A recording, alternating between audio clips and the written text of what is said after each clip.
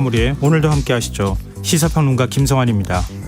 폭우로 청주 미호항이 범람하면서 물이 찬 오송 지하차도에서 다수의 인명피해가 발생했습니다.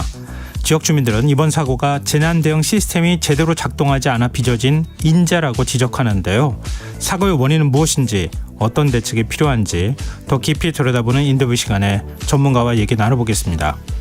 월요일은 책 읽는 시간, 실생활에 도움이 되는 주경야도 코너도 마련돼 있으니까요. 많은 관심 부탁드리겠습니다. 김성환의 시사에는 청취자 여러분들의 관심과 참여 기다립니다. 방송 내용과 관련해 의견 있으신 분들은 문자 보내주십시오. 당첨된 분들께는 모바일 쿠폰 보내드릴 텐데요. 참여하실 번호는 샵9730이고요. 짧은 문자 50원, 긴 문자는 100원의 이용료가 부과됩니다. 또 저희 방송을 유튜브를 통해서도 실시간으로 시청 또 참여하실 수 있는데요. KBS 라디오 채널 들어오셔서 구독, 좋아요 많이 눌러주시길 부탁드립니다.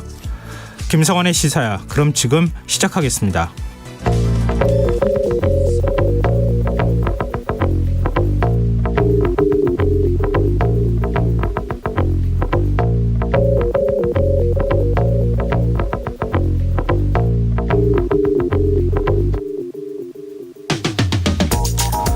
전국적으로 쏟아진 기록적인 폭우로 12년 만에 가장 많은 인명피해가 발생했습니다. 정부와 정치권에서는 이번 참사가 천재지변의 측면이 있다면서도 문책에 무게를 둔 메시지를 내놓고 있는데요. 국무조정실은 오송 지하차도 참사와 관련해 모든 기관을 예외 없이 조사하겠다며 필요시 징계와 고발, 수사 의뢰 같은 모든 조치를 취하겠다는 입장을 밝혔고요. 원희룡 국토교통부 장관과 국민의힘 김기현 대표 역시 책임자에 대한 문책을 강조했는데요. 정부와 정치권은 책임에서 자유로울 수 있을까요? 3년 전 3명의 사망자가 발생한 부산 초량 지하차도 침수 사고 이후 국민권익위원회는 행정안전부와 국토교통부에 지하차도의 침수 위험을 평가하도록 권고했지만 상황은 달라지지 않았고요. 당시에도 책임자 처벌이 이뤄졌지만 별다른 경각심은 주지 못한 것으로 보입니다. 국회 역시 문제인데요.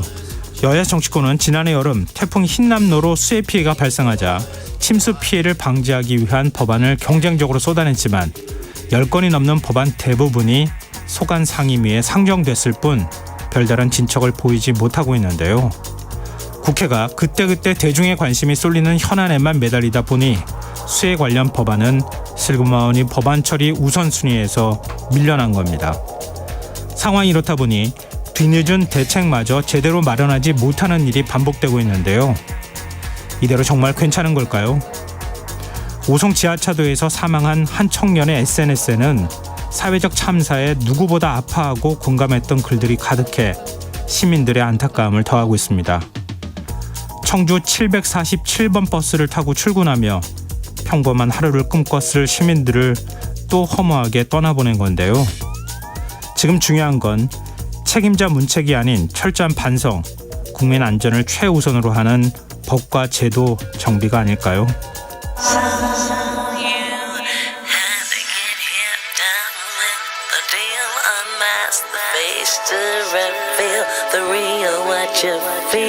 You and your everyday situations, all the unnecessary complications. 오늘 밤 당신 안에 꿈틀거리는 지식 충전 본능이 깨어납니다. 여러분의 자유탐구 영역 김성환의 시사야.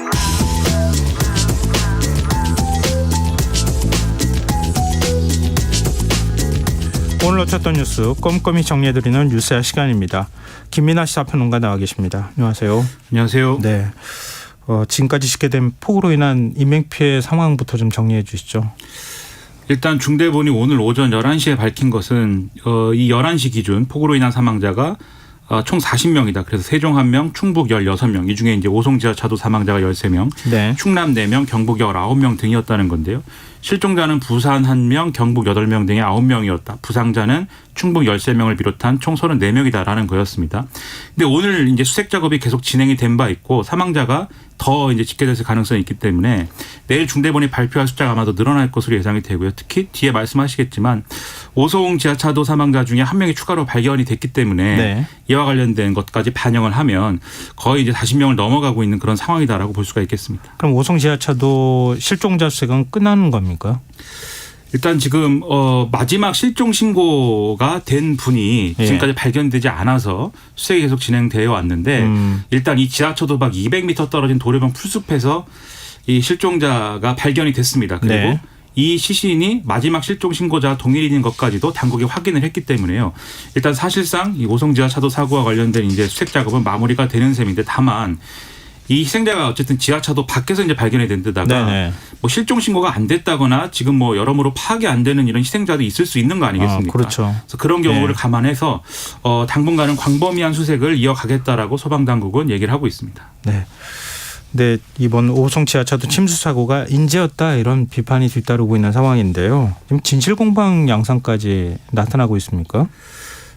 그렇습니다. 참사 원인이 일단 참사 원인을 두고도 이제 여러 가지 얘기가 나오고 예. 또 이제 관계 기관들마다 이제 책임을 미루는 듯한 뭐 이런 흐름도 있고 해서 여러모로 논란인데요. 네. 일단 미호천교 인근에 이 공사 현장의 제방 유실 때문에 이 사고가 일어났다라는 지역 주민들의 주장이 계속되고 있습니다. 네. 그러니까 요약을 하면은 미호천교를 이제 이 교량에 대한 공사를 진행을 하면서 다리 끝부분과 겹쳐 있는 기존 제방이 한 40m 정도를 허물었고 거기를 포크레인 등의 공사 차량 등이 이동하는 통로로 사용하다가 얼마 전에 이제 임시로 여기 제방을 설치했는데 이 제방을 보면은 이제 높이나 이런 것들이 낮고 여러모로 이제 취약한 것으로 일단 겉보기에는 그렇게 판단이 됩니다. 네. 근데 이번에 붕괴된 제방이 바로 이제 거기다라는 거고요.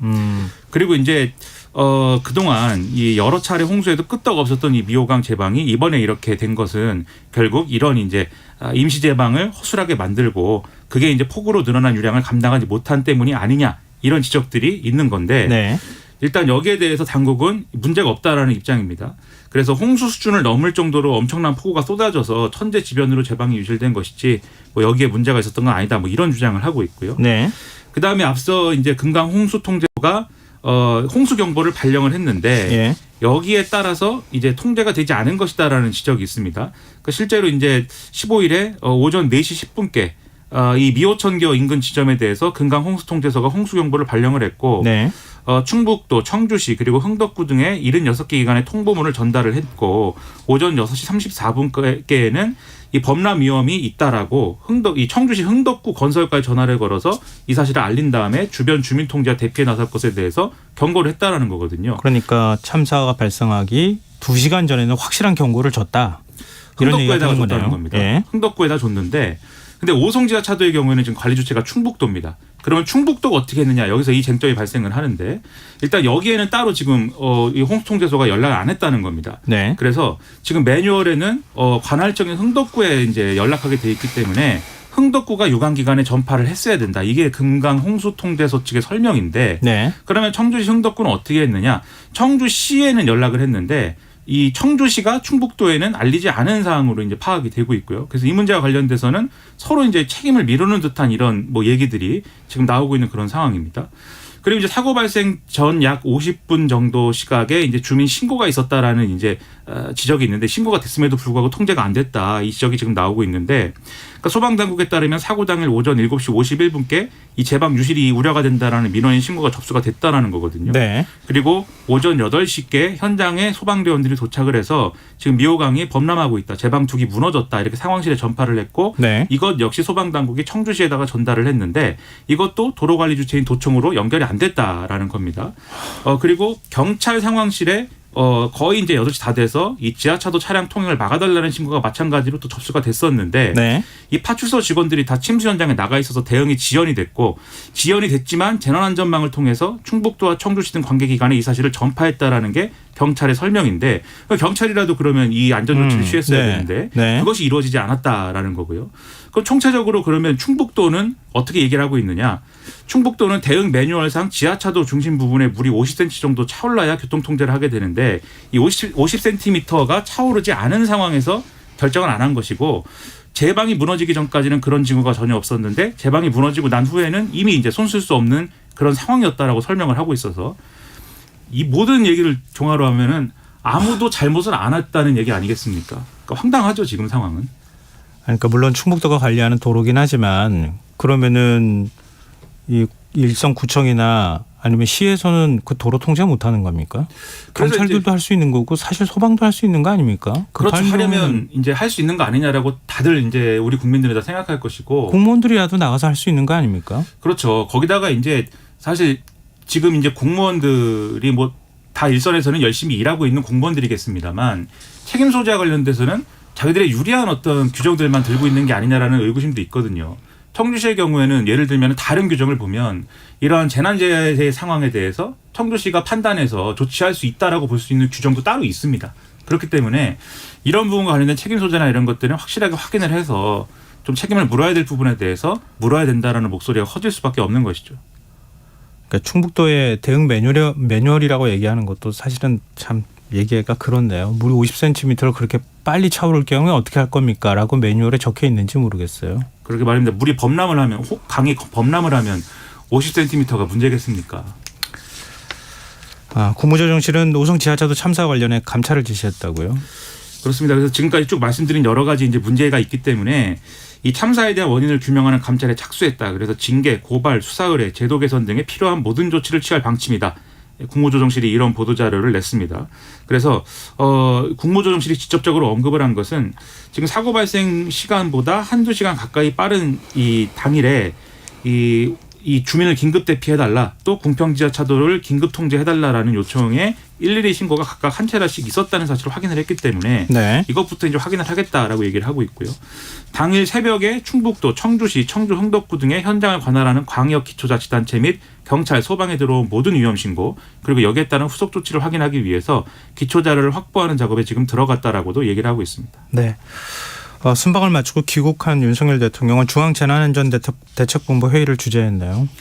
그렇습니다. 새벽에 순방을 마치고 귀국을 하고 나서 광화문 정부서울청사에서 집중호우 대처 중앙재난안전대책본부 회의를 대통령이 주재를 했습니다. 이 자리에서 비통하고 안타까운 마음을 금할 길이 없다라면서 유가족을 위로를 했고요. 위험지역 진입 통제와 선제적 대피를 작년부터 거듭 강조하고 있는데 현장에서 재난 대응의 기본 원칙이 지켜지지 않으면 국민의 안전을 확보하기 어렵다. 이렇게 발언을 했다라는 겁니다. 그리고 공무원들을 향해서 집중호우가 올 때 사무실에만 앉아있지 말고 현장에 나가서 상황을 둘러보고 미리미리 대처하라. 이렇게 지시를 했다는 것인데요. 윤석열 대통령은 이후에 곧바로 경북 예천으로 향해서 이 산사태 피해 현장을 살펴보고 예천 군수 등으로부터 피해 상황 등을 보고를 받았습니다. 그리고 현장의 피해 상황을 둘러본 이후에 이재민 임시거주시설로 사용 중인 벌방리 노인복지회관을 찾았는데요. 이 자리에서 이제 거기에 거주 중인 이제 노인분들이 많이 격앙돼서 네. 좀 눈물을 흘리기도 하시고 여러 가지 피해 호소를 했습니다. 여기에 대해서 이제 윤석열 대통령은 해외에서 산사태 소식을 듣고 주택 뒤에 있는 산이 무너져서 민가를 덮친 것이다라고 생각을 했는데 현장에 와보니까 몇백 톤 바위가 산에서 굴러내려올 정도였으니 이런 것은 저도 지금까지 살면서 처음 봤다. 얼마나 놀라셨겠느냐 이렇게 얘기를 했고요. 좁고 불편하겠지만 조금만 참고 식사를 잘하고 견디시면 정부가 다 복구해드리고 하겠으니 너무 걱정하지 마시라라는 당부도 했다라는 겁니다. 원희룡 국토부 장관 이번 폭우 때 사실 자리를 비웠던 거 아닙니까? 근데 뒤늦게 나타나서 기자회견을 한 게 또 문제가 되고 있어요. 그렇습니다. 20초가량 시간을 끄는 바람에 이제 현장 수습을 위한 견인 차량이 들어가지 못했다 뭐 이 논란인데요. 네. 그 당시 사고 현장을 취재한 영상들이 이제 다수 언론에 공개가 됐는데 이 영상을 보면 이 원희룡 장관이 기자들에게 자신의 어떤 생각을 얘기하려고 하는 그런 상황입니다. 기자들이 모여있고 카메라 기자하고 취재 기자들이 다 모여 있는 거죠, 도로에. 예. 근데 이제 이 지금 견인 차량 들어가야 한다. 잠깐 좀 비켜달라. 아마도 이 현장에 있는 당국의 어떤 요원인 것 같은데 네. 이러한 외침을 이제 하는 외치는 그런 어떤 목소리가 들립니다. 원희룡 장관이 여기에 대해서 짧게 하고 이렇게 얘기를 하는데 또 다른 사람이 조금만 비켜달라. 라고 얘기를 하는데도 원희룡 장관은 비극적인이라고 얘기하면서 발언을 시작하는 그런 상황이 된 거고요. 네. 또 잠시만 견인차가 들어옵니다. 이렇게 얘기하는 발언도 있고 뒤에서 그다음에 이제 현장 관계자로 보이는 남성이 직접 원희룡 장관에게 와서 귀에다 대고 장관님 죄송합니다. 지금 견인차 들어온다고 해서 조금만 피해달라고 합니다. 이렇게 얘기를 하는데 원희룡 장관이 인터뷰를 계속하려는 듯한 모양새를 취하다가 네. 5번째로 좀 비켜달라. 차부터 들어와야 된다라는 얘기가 또 나오니까 그제서야 이제 발언을 멈추고 한쪽으로 비켰다. 그래서 이게 한 20초 정도 가량에 일어난 일이다라는 게 이제 언론 보도거든요. 그래서 이게 여러모로 논란이 됐는데 원희룡 장관이 페이스북에다가 이렇게 썼습니다. 당시에 기자들에게 둘러싸여 있어서 뒤에서 견인차가 오는지 여부를 알 수 없었다. 그리고 짧게라고 말한 것은 인터뷰를 하는 것이 현장에 방해가 될 수 있으니까 인터뷰를 짧게 하자고 기자들에게 말한 것이다 라고 해명을 했고요. 수초 뒤에 보좌진이 견인차가 들어온다고 하기에 즉시 옆으로 비켜선 것이고 지금 모두가 힘을 모아서 사태 수습에 노력을 해야 되는데 사실과 전혀 다른 기사로 국민을 현혹하는 일은 없어야 된다라고 주장을 했습니다. 그 영상 보셨죠? 저도 영상을 보긴 봤는데요. 안 볼 수가 없죠. 국토부 장관님이 현장 지휘를 하러 간 거 아닙니까? 기자회견을 하러 간 게 아니고 기자들 만나가지고 질의를 받기 위해서 갔던 건 아니잖아요. 근데 글쎄요. 아마 많은 분들이 영상 보시고 난 다음에 판단을 좀 하시리라고 생각합니다. 그리고 집중호우가 내리는 와중에 홍준표 대구시장이 골프를 쳤다고 하는 사실이 공개가 됐어요. 그렇습니다. 지난 15일 오전 11시 20분께 이 지역에 있는 이제 골프장에서 골프를 치다가 비가 많이 오자 1시간여 만에 중단했다라는 사실이 보도가 돼서 논란이 된 건데요. 기자들이 물어봤습니다. 주말 골프는 부적절한 처신이었다는 비판이 있는데 어떻게 생각하느냐 이런 질문이었는데 부적절하지 않았다 이렇게 얘기를 했고요. 뭐 테니스는 되고 골프는 안 된다는 법이 있냐 이런 얘기도 하고 주말에는 공무원들이 자유롭게 개인 활동을 하는 것인데 그런 질문은 권위주의 시대의 어떤 정신이다라고 얘기를 했고 괜히 그거 쓸데없이 트집 하나 잡았다고 벌떼처럼 덤빈다고 해서 내가 기죽고 잘못했다 그럴 사람이냐 나는 그런 처신한 일 없다 이렇게 주장을 하고 비슷한 얘기를 페이스북에도 쓰고 이런 대응을 했습니다. 네. 알겠습니다. 시청자 여러분께서 KBS 라디오 김성환의 시사회와 함께하고 계십니다. 계속해서 뉴스야 이어가겠습니다. 여야 정치권들 일제히 수해 현장을 찾았어요. 국민의힘 김기현 대표가 오전 최고위원회를 취소하고 미국을 방문 중이었는데 네. 방문 일정을 줄이고 귀국을 해서 첫 공식 일정으로 충청 지역 수해 상황 점검에 나섰고요.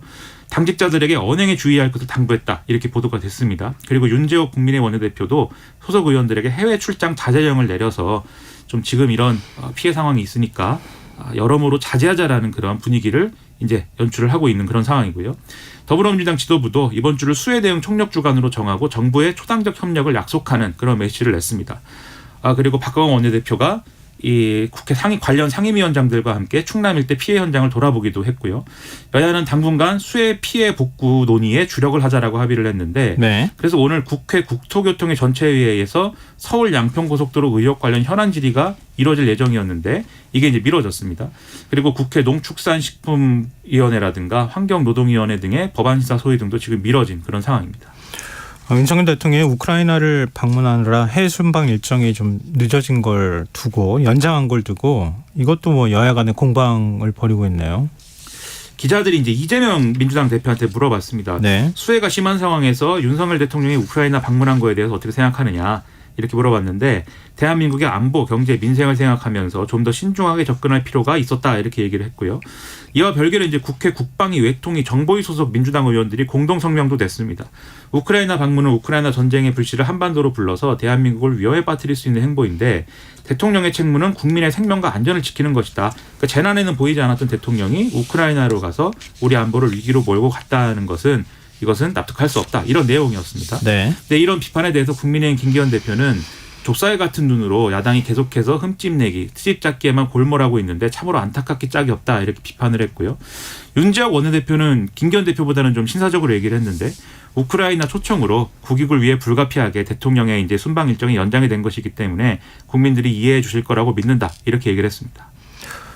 컨트롤타워 부재 논란에 대해서 대통령실도 입장을 내놨다고요? 그렇습니다. 국내 수해가 심각한데 윤석열 대통령의 우크라이나 방문으로 귀국이 늦어져서 지금 이제 컨트롤타워 부재 사태가 빚어진 거 아니냐. 네. 뭐 일각의 이제 일부 네티즌들은 뭐 무정부 상태였다 뭐 이런 주장도 하는데 네. 여기에 대해서 대통령실이 이 입장을 내놨습니다. 윤석열 대통령이 출국 전에 여러 차례 사전 대비를 철저히 하고 특히 저지대 주민들을 미리 대피시키라는 구체적 지침을 내렸다. 그런데 이번 수해에 대응하는 정부가 그 지침을 제대로 이행했는지 이거는 어느 정도 단계가 지나면 한번 점검할 기회가 있을 것이다 라고 얘기를 했는데 결국 대통령은 잘 지시를 했는데 이것을 이행하지 않은 정부에 대해서 한번 책임을 물어보겠다 이런 뜻으로 이제 받아들여지는 그런 메시지였습니다. 네.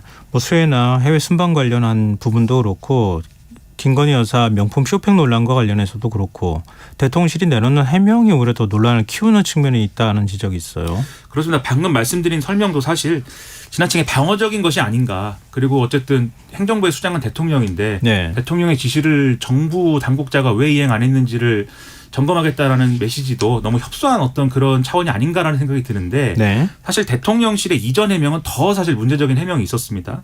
현지 시간 16일에 이렇게 얘기를 했습니다. 왜 그럼 이 지금 침수 피해가 확산하고 있는데 우크라이나를 전격 방문한 게 여러모로 논란이지 않느냐 이런 문제에 대해서 네. 대통령이 당장 서울로 달려가도 상황을 바꿀 수 없었기 때문에 이 일정 불가피했다 이렇게 설명을 했거든요. 네. 근데 이런 비판이 뭐 대통령이 뭐 비를 멈춘다든지 산사태를 멈출 수 있다고 멈춰서 믿어서 이제 그런 얘기를 하는 게 아니지 않습니까? 네. 그런데도 이제 이렇게 해명을 했기 때문에 맞는 해명인가 상당한 비판이 있고요. 네. 그다음에 김건희 여사 말씀하셨는데 이 동유럽 순방 과정에 김건희 여사의 이제 쇼핑 논란이 있었습니다. 네. 리투아니아의 명품 편집샵에 이제 5개의 이제 이 업체 그 매장을 방문을 그렇죠. 했다. 매장에 그 현지 방문을 해서 언론이 보도를 한 거죠. 그렇죠. 거기에 대한 논란이 있었는데 예. 그게 뭐 중간에 여러 가지 또 부적절한 해명 등이 있어서 호객행위를 당한 것이다라는 취지의 대통령실의 그런 해명이 있었습니다만 네. 여전히 논란이 이어지고 있습니다. 근데 거기에 대해서 대통령실이 계속해서 기자들이 또 물어보니까 네. 이거는 정쟁의 소지가 되는 상황이기 때문에 특별히 언급하지 않는 게 좋을 것 같다라고 또 얘기를 했는데 그럼 정쟁의 소지가 되는 건 다 얘기를 안 하는 것이 맞는가? 특히 그리고 오히려 대통령실은 지금까지 정쟁의 소지를 앞서서 제공한 사안도 있는데 네. 왜 영부인 대통령의 배우자의 사안에 대해서만 이렇게 또 방어적으로 대응하는가에 대해서 여러모로 의문이 커질 수밖에 없는 상황입니다. 아니 명품 매장에 들렸다고 하는 사실 자체가 없는 사실을 의혹 제기를 하면 그게 정쟁이 되는 거잖아요. 예를 들면 가짜 뉴스 뭐 이런 개념으로 가는 건데 거기 갔다고 하는 사실 자체를 부인하지는 못하고 있잖아요. 그렇죠. 근데 어떻게 정쟁을 만든다는 건지 잘 이해가 안 되네요. 그래서 이제 굳이 정쟁을 얘기를 하자면 지금 대통령실과 여당의 주장은 가긴 갔는데 뭐 안 샀다 이런 거거든요. 물건을 안 샀다 뭐 이런 건데 그게 중요한 게 아닌 것이고 네. 그걸 뭐 샀느니 안 샀느니 얘기하는 건 아닌데 그래서 사실 대통령실의 어떤 정석적인 해명이랄까요? 그런 것은 생각이 짧았다라든지 이런 거 아니겠습니까? 생각이 짧았다라든지 뭐 잘못했다라든지 앞으로 이런 일 없게 하겠다라든지 뭐 이런 류일 텐데 그런 선택지를 굳이 선택하지 않기 위해서 사실 이런 해명이 나오는 거 아니냐라는 생각이 들거든요. 그 배경이 뭘까 이런 데 대해서는 의문이 큽니다. 네, 알겠습니다. 화제를 좀 바꿔보죠. 재헌절 75주년을 맞아서 김진표 국회의장이 개헌 필요성을 강조했어요. 그렇습니다. 김진표 국회의장이 대통령 4년 중임제 그리고 국무총리 국회 복수추천제 국회의원 불체포 특권 폐지 등의 국한에서 내년 총선에서 최소 개헌을 이뤄내자 이렇게 제안을 했습니다. 그러니까 여러 가지 내용에 대해서 다 개헌을 하자고 제안할 경우에는 일종의 블랙홀이 되고 백가정명이 되기 때문에 네. 이 세 가지 쟁점에 대해서만 집중해서 논의를 하자라고 주장을 한 건데요. 네. 그래서 개헌 기반을 마련하기 위한 개헌 절차법 제정도 추진하겠다. 그래서 국민이 직접 개헌을 주도하고 공감할 수 있도록 개헌 공론화 과정을 법으로 제도화해서 이 개헌에 관한 수기와 공론 절차를 담당할 국회 상설기구를 둬서 국회의원이라든가 이런 임기와 관계없이 논의할 수 있도록 하자 이런 지적을 내놨습니다. 그리고 더불어서 여야가 선거제 개편 협상도 조속히 마무리 지어달라고 당부하는 이런 메시지도 냈습니다. 네. 여야가 오늘 서경원 대법관 후보자에 대한 임명동의안 심사 경과 보고서, 그러니까 인사청문 경과 보고서를 채택했는데 권영준 후보자는 다시 논의하기로 했다고요? 그렇습니다. 그래서 일단 국회 본회의에서 내일 서경환 후보자에 대한 임명동의안 표결은 실시가 될 것으로 보이는데 지금 말씀하신 권영준 후보자의 경우에는 이 인사청문 보고서 채택이 이제 미뤄졌습니다. 예. 그래서 왜냐하면은 익히 아시다시피 서울대학교 법학전문대학원 교수 재직 당시에 로펌에 의견서 써주고 고액의 대가를 받은 점이 이제 논란이 된 것인데 이게 결국은 이제 거의 18억 원의 수입을 올렸다라는 부분에 대해서도 법률적 문제가 명확히 해소되지 않은 데다가 지금 이제 이 권영준 후보자는 관련된 이제 로펌이나 이런 데서 어떤 이 진행하는 소송이나 이런 거에 대해서는 회피하겠다 이렇게 얘기를 했는데 네. 이 대형 로펌들이 껴있기 때문에 그러면 회피해야 될 소송이 얼마나 많겠습니까 그러면? 예. 그럼 대법관이 왜 되는 거냐 이런 의문도 지금 있는 거거든요. 대법관에서 뭘 하는 거냐라는. 그러다 보니까 이런 지적이 있다 보니까 여당도 그렇다라면 여기에 대한 자료 제출을 요구를 하고 이 자료를 보고 그러면 하루 더 미뤄서 이 심사 경과 보고서 채택 여부를 다시 논의하자라는 데 동의를 해서 일단은 심사 경과 보고서 채택이 미뤄졌습니다. 만약에 이 채택이 이루어지지 않으면 임명동의안이 본회의 안건에 오를 수가 없기 때문에 앞으로 어떻게 되느냐는 더 지켜봐야 될 필요성이 있습니다. 네, 알겠습니다. 오늘 뉴스 여기까지 하겠습니다. 지금까지 김민하 시사평론가였습니다. 고맙습니다. 고맙습니다.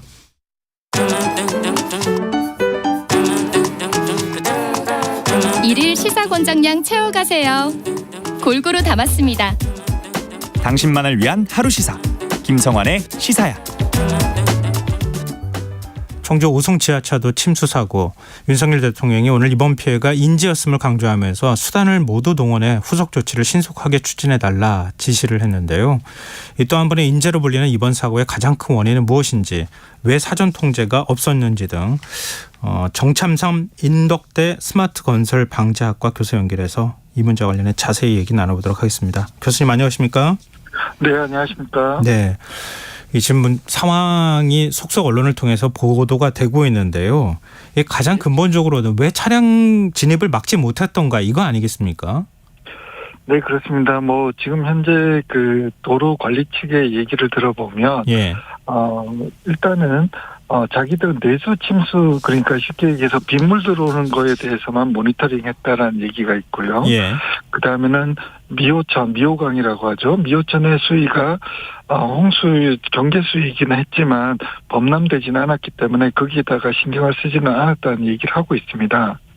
그런데 그럼에도 불구하고 미호천의 수위 자체가 경계 수위고 제한 수위 자체를 넘겨 있는 상황이었고요. 예. 그다음 인근에 저희가 지금 범람이 일어났던 미호천교라고 하는 하천 교량 밑에 저희가 그 하천 제방 공사를 조금 했습니다. 그래서 제방 공사한 부분이 기존 제방보다 1m 정도 낮게 돼 있었거든요. 네. 그래서 보면은 하천 부진에서 이런 공사에 대한 정보들 교환들이 잘 이루어지지 않았고요. 그다음에 그 하천물들이 그 범람하면서 지하차도 들어오면서 대형 참사가 일어났다고 생각하고 있습니다.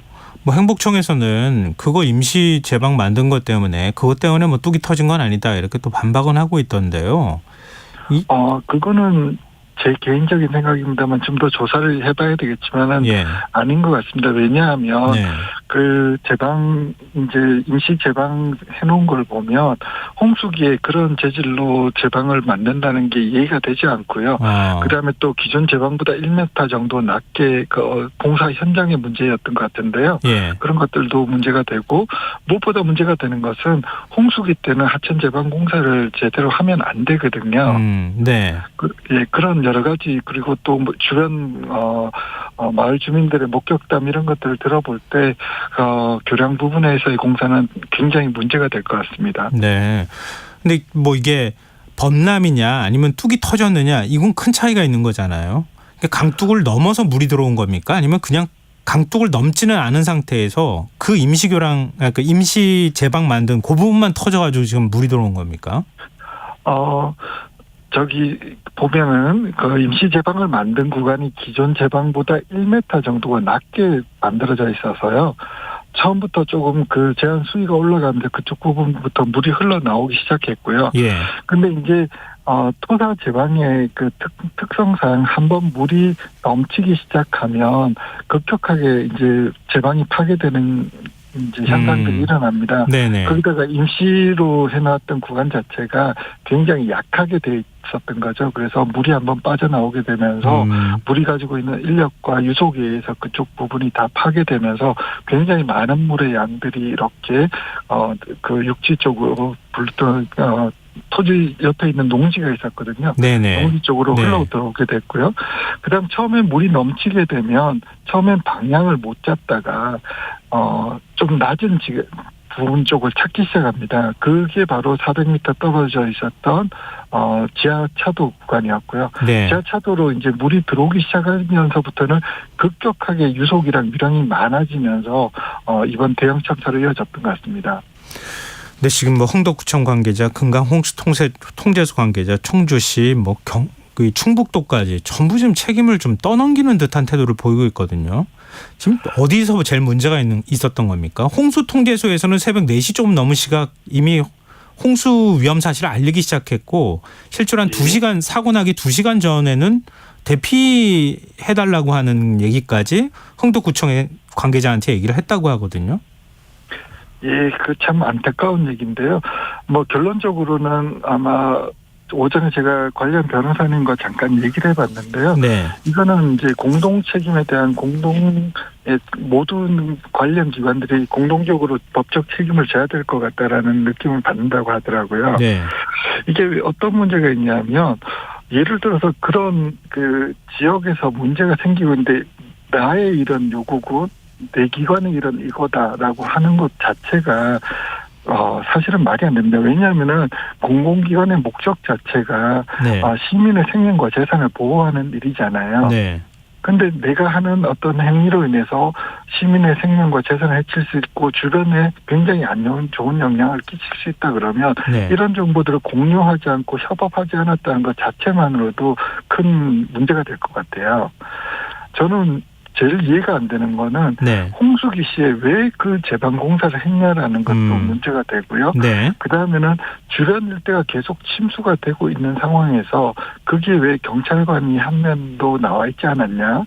그다음에 왜 해당 지자체에서는 왜 거기에 나와서 현장을 보면서 사전 차전을 하지 못했던 것들이 어떻게 보면 정말 상식적으로 일어나지 않아야 될 일들이 교집합의 형태로 나타났다라고 저는 생각하고 있습니다.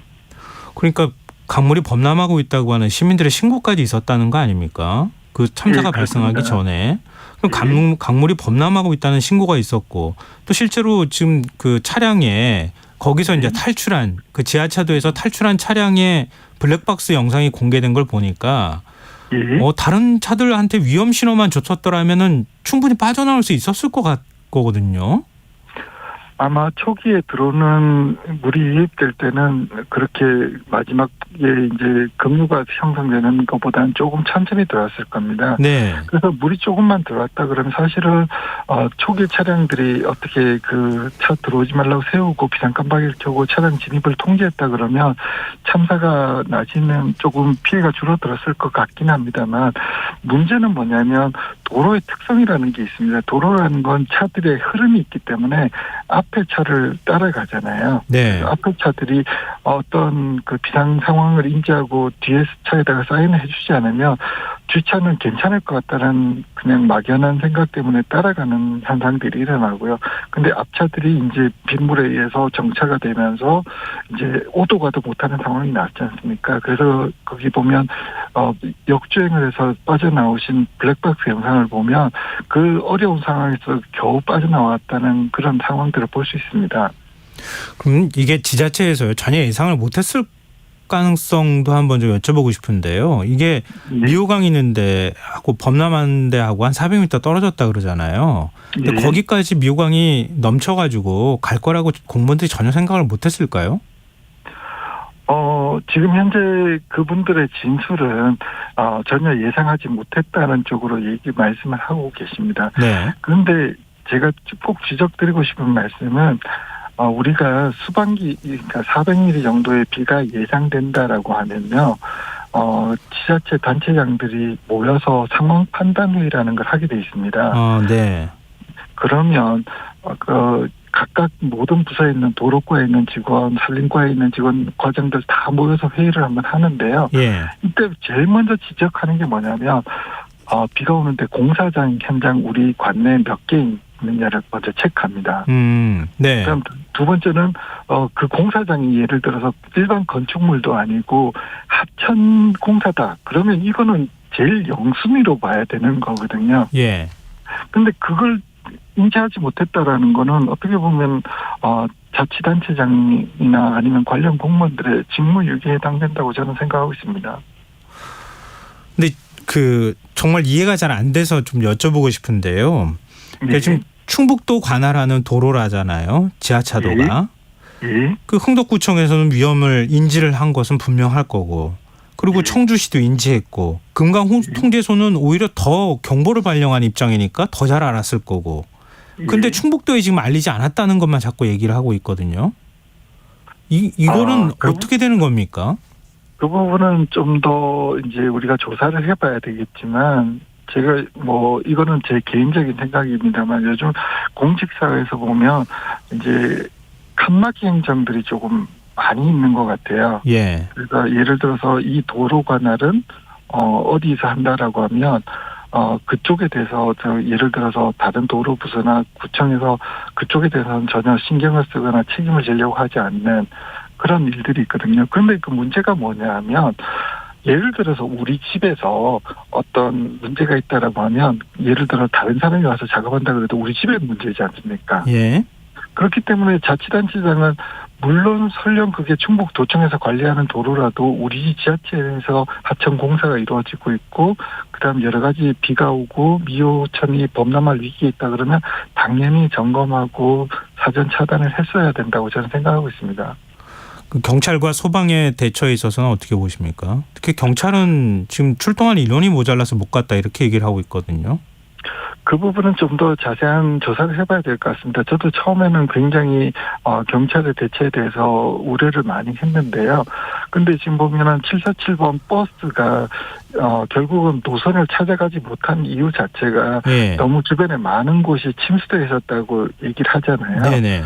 그러니까는 조사를 좀 더 해보면 알겠지만 결국은 침수 지역이 너무 많아서 한정된 경찰 인력으로 그곳에 다 배치가 되었다 그러면 경찰에게는 책임을 묻기는 상당히 어려워 보입니다. 네. 그리고 아까 교수님께서 말씀하시기로는 홍수기에 이 제방 공사를 하는 것 자체부터 문제 이렇게 지적을 해주셨잖아요. 근데 예. 지자체가 뭐 홍수가 난다거나 아니면 강둑이 터지거나 이렇게 했을 때 예. 그 수방 사업을 할 때 그게 행정적으로 너무 늦어가지고 결국 이 홍수기에 공사를 하는 일들이 비일비재하다는 얘기가 예전부터 있었잖아요. 예. 이 근본적으로 문제가 해결될 수 없는 겁니까?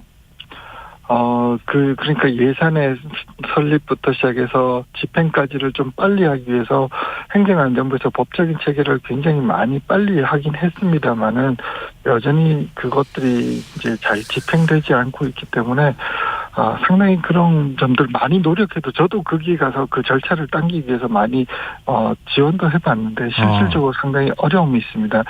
근데 이제 문제는 뭐냐면 저는 그걸 지적하고 싶은데요.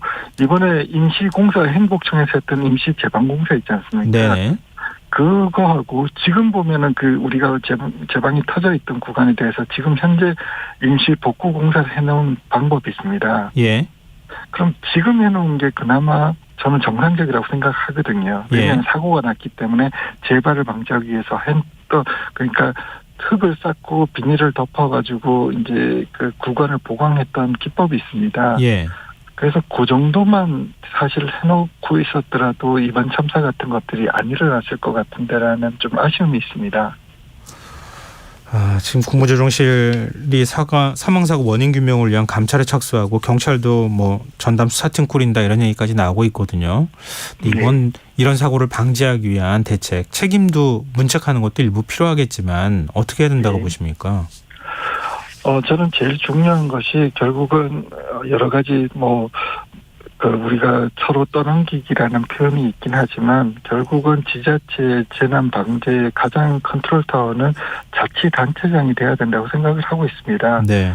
그래서 자치단체장이 관할 구역 내에서는 어떤 일이 벌어질지 그다음에 우리 자치단체 소관은 아니지만 우리 자치단체에서 벌어진다 그러면 협조를 요청하고 그다음 정보를 공개를 요청하고 같이 공동으로 관리를 해서 그 관내에 있는 시민들의 생명과 재산을 보호하는데 제일 먼저 앞장서야 됩니다. 왜냐하면은 밑으로 가면 공무원들이 그런 다른 부서의 일이라든가 아니면 다른 기관의 일을 좀 컨트롤 타워를 할 수가 없어요. 결국은 그런 일을 좀 방제직 공무원들이 나서면 남들이 좀 속된 말로 오버한다고 표현하거든요. 네.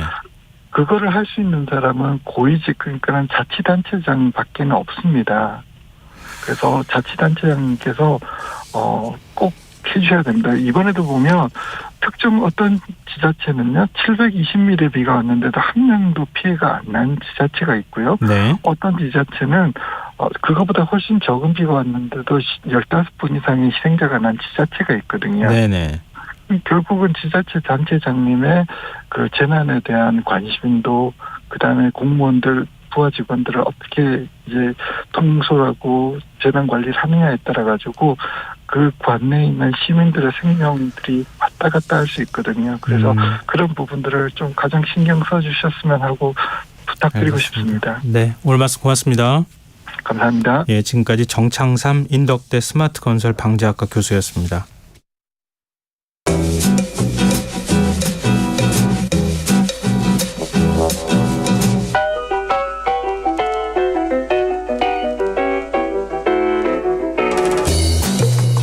혹시 나만 뒤처질 것 같은 불안감 느껴보신 적 있으신가요? 분명 과거에 비해 사회가 풍요로워졌는데 사람들은 왜 불안감을 느끼며 살아가는 걸까요? 실생활에 도움이 되는 책 함께 읽어보는 시간입니다. 듣고만 있어도 똑똑해지는 지식충전소 주경야도.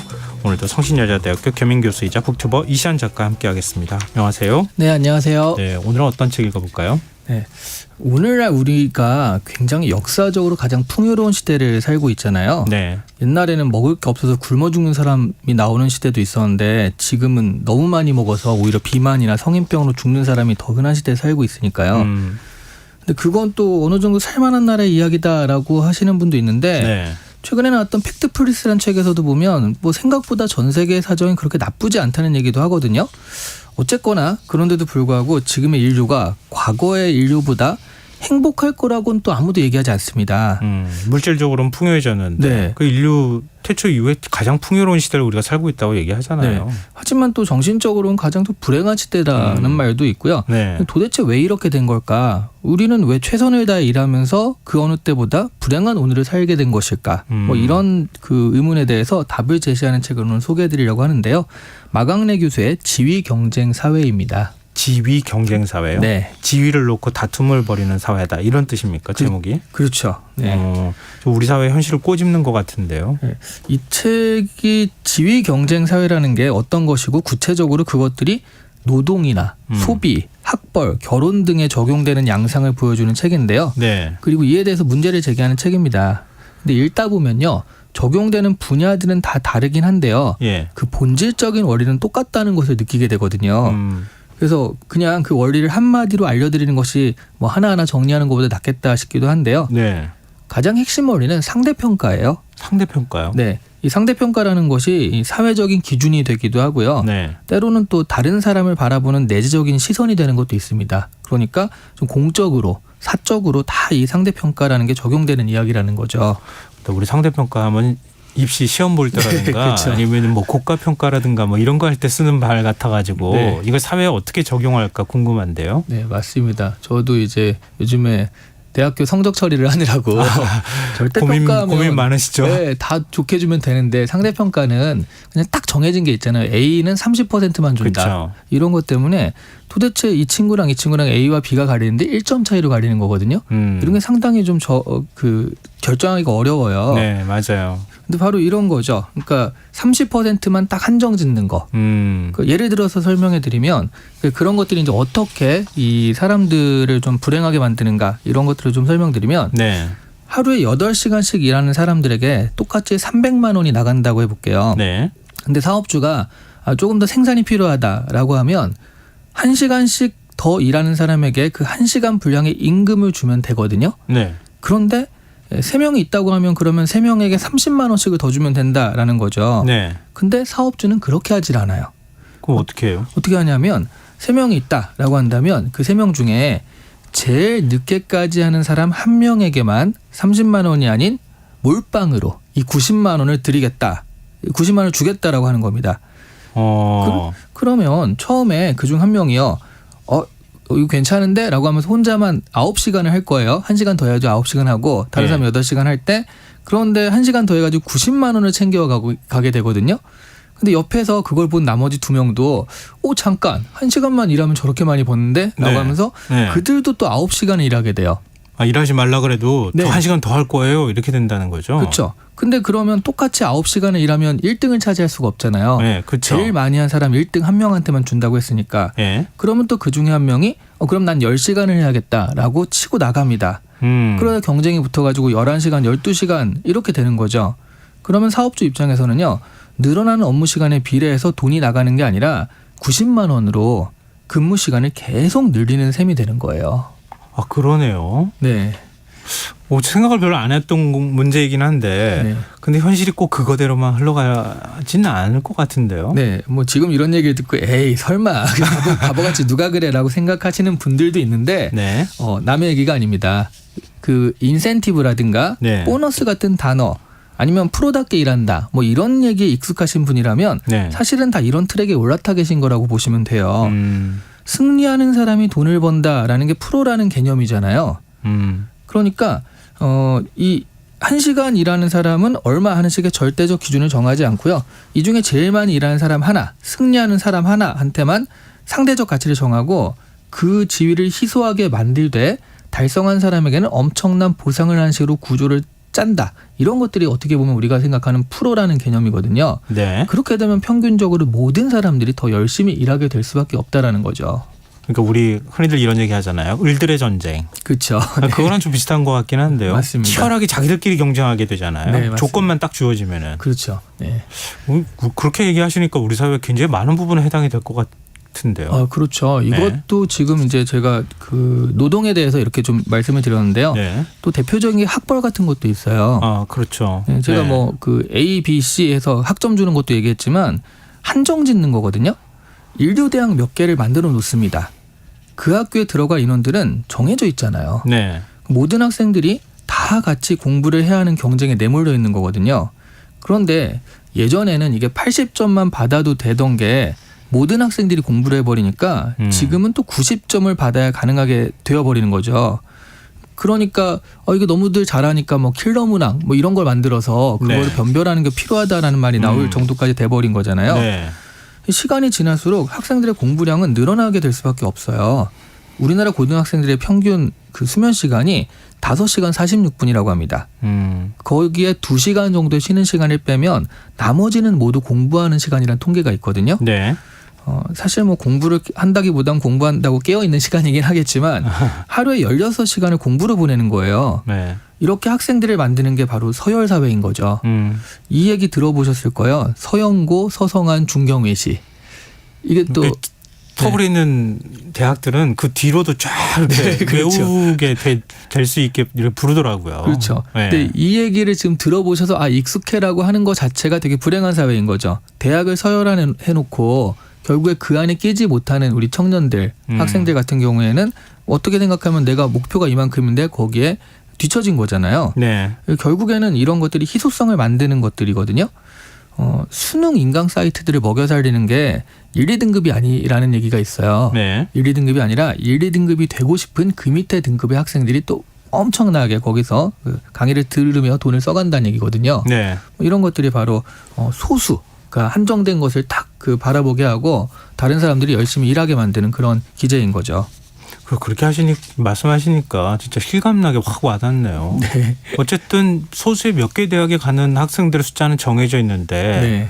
누구나 다 그 대학에 갈 수 있다는 착각을 불러일으키고 있는 거 아닌가? 맞습니다. 네. 거기서 치열하게 경쟁하면서 누군가는 그 사이에서 돈을 벌기도 하고 뭐 이러겠죠. 네네. 예. 근데 이게 입시에서만 해당하는 문제가 아닐 것 같아요. 우리 자원이 희소하면 이런 식의 경쟁이 계속 벌어지는 거 아닙니까? 근데 사실 자원이 희소하면 당연한데 희소하지 않은 것도 희소하게 만드는 게 더 문제거든요. 네. 예를 들어 뭐 명품 소비 같은 거 있잖아요. 네. 명품은 사실은 더 만들려면 더 만들 수도 있는데 그것들 한정적으로 만들고 한정적으로 팔고 하면서 희소성을 억지로 만드는 거거든요. 한 땀 한 땀이라면서. 네. 네. 이태리 장인이 만든 네. 그런 건데 그걸 차지하기 위한 경쟁을 또 하게 돼요. 근데 여기서 이제 문제가 발생하는 겁니다. 네. 현대인이 불행하게 살게 된 이유가 바로 여기에 있어요. 지위 경쟁이란 말은 한정된 지위를 차지하는 경쟁이란 말이잖아요. 네. 그러면 그 지위를 차지하고 모든 것을 가지는 사람이 반드시 나오게 되어 있는 거죠.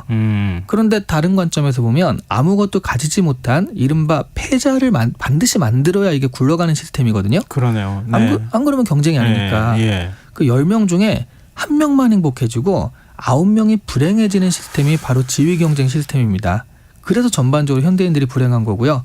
그 어떤 시대의 사람들보다도 열심히 준비하고 노력하고 살아가고 있는데도 뭐 가질 수 있는 건 1명밖에 없으니까. 네. 그래서 이제 어쩔 수 없이 불행한 시스템에 살고 있는 거죠. 지난번 소개해 주셨던 마이클 샌델 교수의 공정하다는 착각, 이 책 내용하고도 좀 비슷하네요. 네, 그 마이클 샌델의 공정하다는 착각과 같이 엮어서 생각해 보면 예. 그 지위를 차지하지 못한 사람들, 그러니까 이른바 사회적 루저라고 할 수 있죠. 네. 그런 사람들한테 비난의 시선을 보내거나 또는 동정의 시선을 보낸다. 이런 것들이 이제 마이클 샌델의 이야기인데요. 비난이든 동정이든 기본적으로 경쟁에서 승리하지 못한 것은 그 사람 탓이라는 그 생각이 전제되어 있는 거잖아요. 예. 그런데 이 사실은 시스템상 반드시 패자는 나오게 되어 있는 거예요. 그렇죠. 10%만 승리의 열매를 먹는다라는 얘기는 이거는 90%의 실패를 바탕으로 이 이야기가 이루어지는 거니까. 그러니까 우리 사회는요 필연적으로 비난이나 동정의 시선을 바탕으로 성립될 수밖에 없는 사회다. 좀 아프게 보면 이렇게 볼 수도 있는 거죠. 쉽게 얘기하면 그런 거잖아요. 우리 기업들 다 공채해. 네. 공채하면 공정한 거야. 네. 그럼 누군가는 거기서 열심히 한 사람은 네. 당연히 공채로 뽑힐 거고 네. 그렇지 않은 사람은 그거는 자기 실력이 부족해가지고 네. 결국 떨어진 거야. 네. 그 세상에서 제일 공정한 거야. 네. 라고 얘기하는 게 공정하다는 착각이라는 거죠. 맞습니다. 네. 그러니까 실제로는 공정하지 않은 룰인데. 그리고 사실은 그래서 이런 사회에서 이게 자기가 좀 안 될 수도 있는 건데 네. 그 안 되는 것을 저 사람 탓이다. 네가 잘못해서 그런 것이다. 능력이 부족한 거야. 이런 식으로 이렇게. 자기한테 개인한테 물어붙이는데 사실은 시스템적인 문제가 더 클 수도 있다라는 거죠. 한 번쯤 우리 되돌아봐야 되는 거 아닌가 싶은데요. 네. 우리가 늘 이 코너 끝에 네. 질문 드리는 거 있죠. 네. 우리가 지금 이 책을 읽어야 하는 이유 정리해 주시죠. 이 책을 보면요. 진짜 우리 사회 곳곳에서 작동하고 있는 지위경쟁 체제를 실감하실 수 있거든요.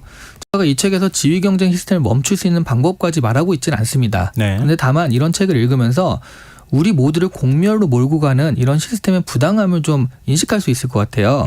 그리고 그런 부당함의 인식에서부터 그 다음 걸음에 있는 개선 이런 것들이 가능하니까 한 번쯤 읽어볼 만한 책이 아닌가 싶습니다. 대안까지 줬으면 더 좋을 뻔했는데. 그럼 대안. 책이 좀 벽돌책이 될 것 같아요. 두꺼워질 것 같습니다. 알겠습니다. 그래도 생각할 지점이 굉장히 많은 걸 화두를 많이 던져주는 책 같아 보이네요. 맞습니다. 네, 오늘 주경야독 여기까지 하겠습니다. 지금까지 북튜버 이시안 작가와 함께했습니다. 오늘 와서 고맙습니다. 네, 감사합니다. KBS 라디오 김성환의 시사 1부 순서는 여기서 마무리하겠습니다. 이어지는 2부에서는 사건 사고 뉴스를 살펴보는 밤참 뉴스 세계의 이면 순서가 기다리고 있습니다. 저는 2부에 다시 찾아오겠습니다.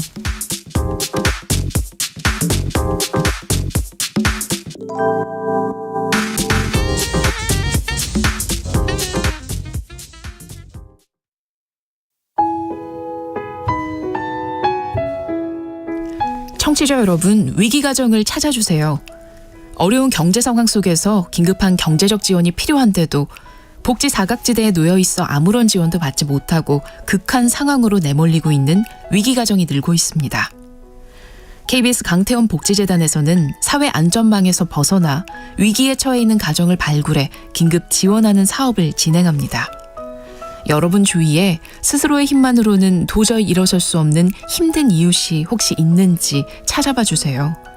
우리 사회의 건강한 구성원으로 신속히 복귀할 수 있도록 KBS 강태원 복지재단이 작은 힘을 보태겠습니다. 여러분의 제보 전화를 기다립니다. KBS 강태원 복지재단 제보 전화 1533-0900, 1533-0900입니다.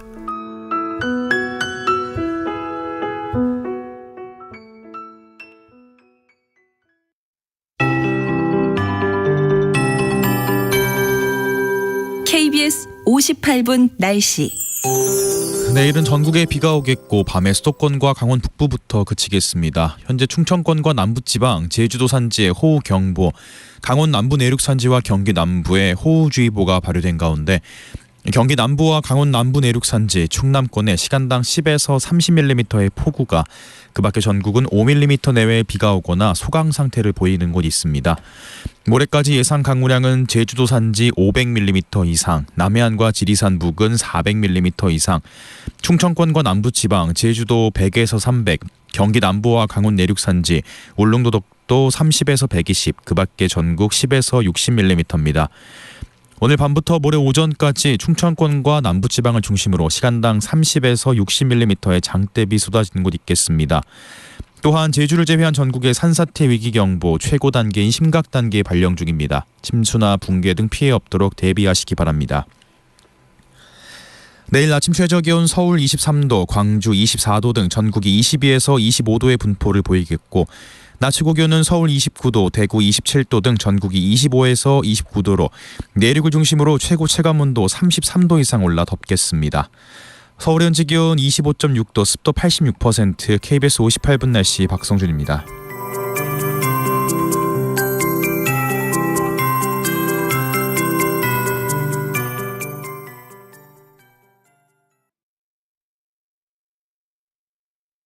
정성을 다하는 국민의 방송 KBS가 11시를 알려드립니다. AM 711kHz, FM 97.3MHz KBS 1라디오입니다. HLKA.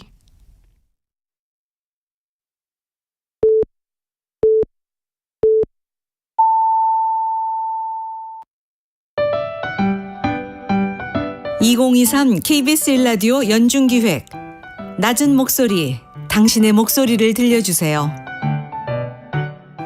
네, 안녕하세요. 저는 치과에서 치과위생사로 17년차 근무하고 있는 도은정입니다. 저희 치과위생사들은 많은 분들이 치과 간호사라고 많이 말씀을 해주세요. 하지만 저희 정식 명칭은 치과위생사입니다. 가장 속상했던 거는 저희 큰아이가 2살 때 되게 좀 심하게 다쳤었는데 제가 수술 중이어갖고 연락을 받을 수가 없는 상태였고 바로 갈 수도 없는 상황. 그 상황에서 아이는 다쳤다고 전화가 오는데 환자분들 앞에서는 평소와 다름없이 진료를 봐야 됐을 때 그때 진짜 속상했고 요즘 말로 좀 현타? 직업병이요? 있죠. 아무래도 앉아서 환자의 구강안을 살펴야 되고 장시간 그걸 또 해야 되는 부분이 있다 보니까 목 디스크나 어깨 이런 부분이 많이 불편하세요. 환자분들에게 하고 드리고 싶은 말씀은 6개월에 적어도 한 번 정도는 건강검진을 받듯이 치아도 건강검진 받으셔서 건강을 좀 지켜주셨으면 하는 마음입니다. 그리고 두 번째는 저희 치과의상사 선생님들에게 말씀을 드리고 싶은 건데 집에만 있지 마시고 사회로, 병원으로, 치과로 많이 오셨으면 좋겠습니다. 사실 많이 부족합니다. 치과의상사 선생님들이. 서로를 좀 더 이해하고 갈등을 줄여갈 수 있길 희망합니다. KBS 1라디오 연중기획 낮은 목소리였습니다.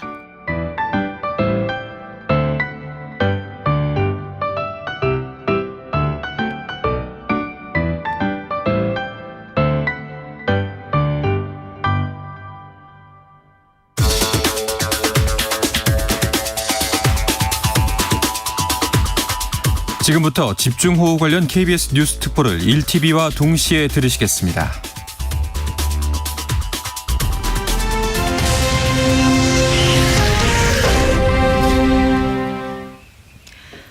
하늘이 원망스러운 날들입니다. 오늘은 뉴스라인 W 대신 며칠째 이어진 집중호우 뉴스 특보로 전해드리겠습니다. 자, 오늘 밤엔 충청과 남부지방 계신 분들 특히 대비하셔야겠습니다. 시간당 최대 60mm 강한 비가 예보돼 있습니다. 이정훈 기상 전문 기자 스튜디오에 나와 있습니다. 네, 자, 이 기자 먼저 어디에 좀 전국적으로 비가 많이 오고 있는지 좀 한눈에 좀 볼 수 있게 확인을 좀 해주시겠어요? 네, 오후보다는 비가 조금 다소 약해졌는데요. 지금도 전국 곳곳에서 매우 강한 비가 쏟아지고 있습니다. 그림 보면서 호우특보 상황 먼저 확인해 보도록 하겠습니다. 네, 지금 보시면 그림에 짙은 파란색으로 표시된 부분이 호우경보가 내려진 지역이고요. 네. 옅은 파란색은 호우주의보가 내려진 지역입니다. 보시면은 충청하고 남부지방에 계속해서 짙은 파란색, 그러니까 호우경보가 내려져 있고요. 네. 지금 새롭게 호우주의보가 내려진 지역들 좀 더 자세히 살펴보겠습니다. 네, 자, 호우경보라고 하면 예. 3시간당 90mm, 맞습니다. 12시간에 180mm. 맞습니다. 네. 예. 그리고 이제 호우주의보가 새롭게 내려진 지역들 살펴볼 건데요. 보시면 경기 남부 지역들, 그동안은 좀 비가 다소 약했던 곳들이죠. 보시면 화성이나 평택, 그리고 안성, 이천, 여주 지역, 그리고 강원도 영서 쪽에 원주와 횡성 지역에 저녁 8시 반부터 새롭게 호우주의보가 내려졌습니다.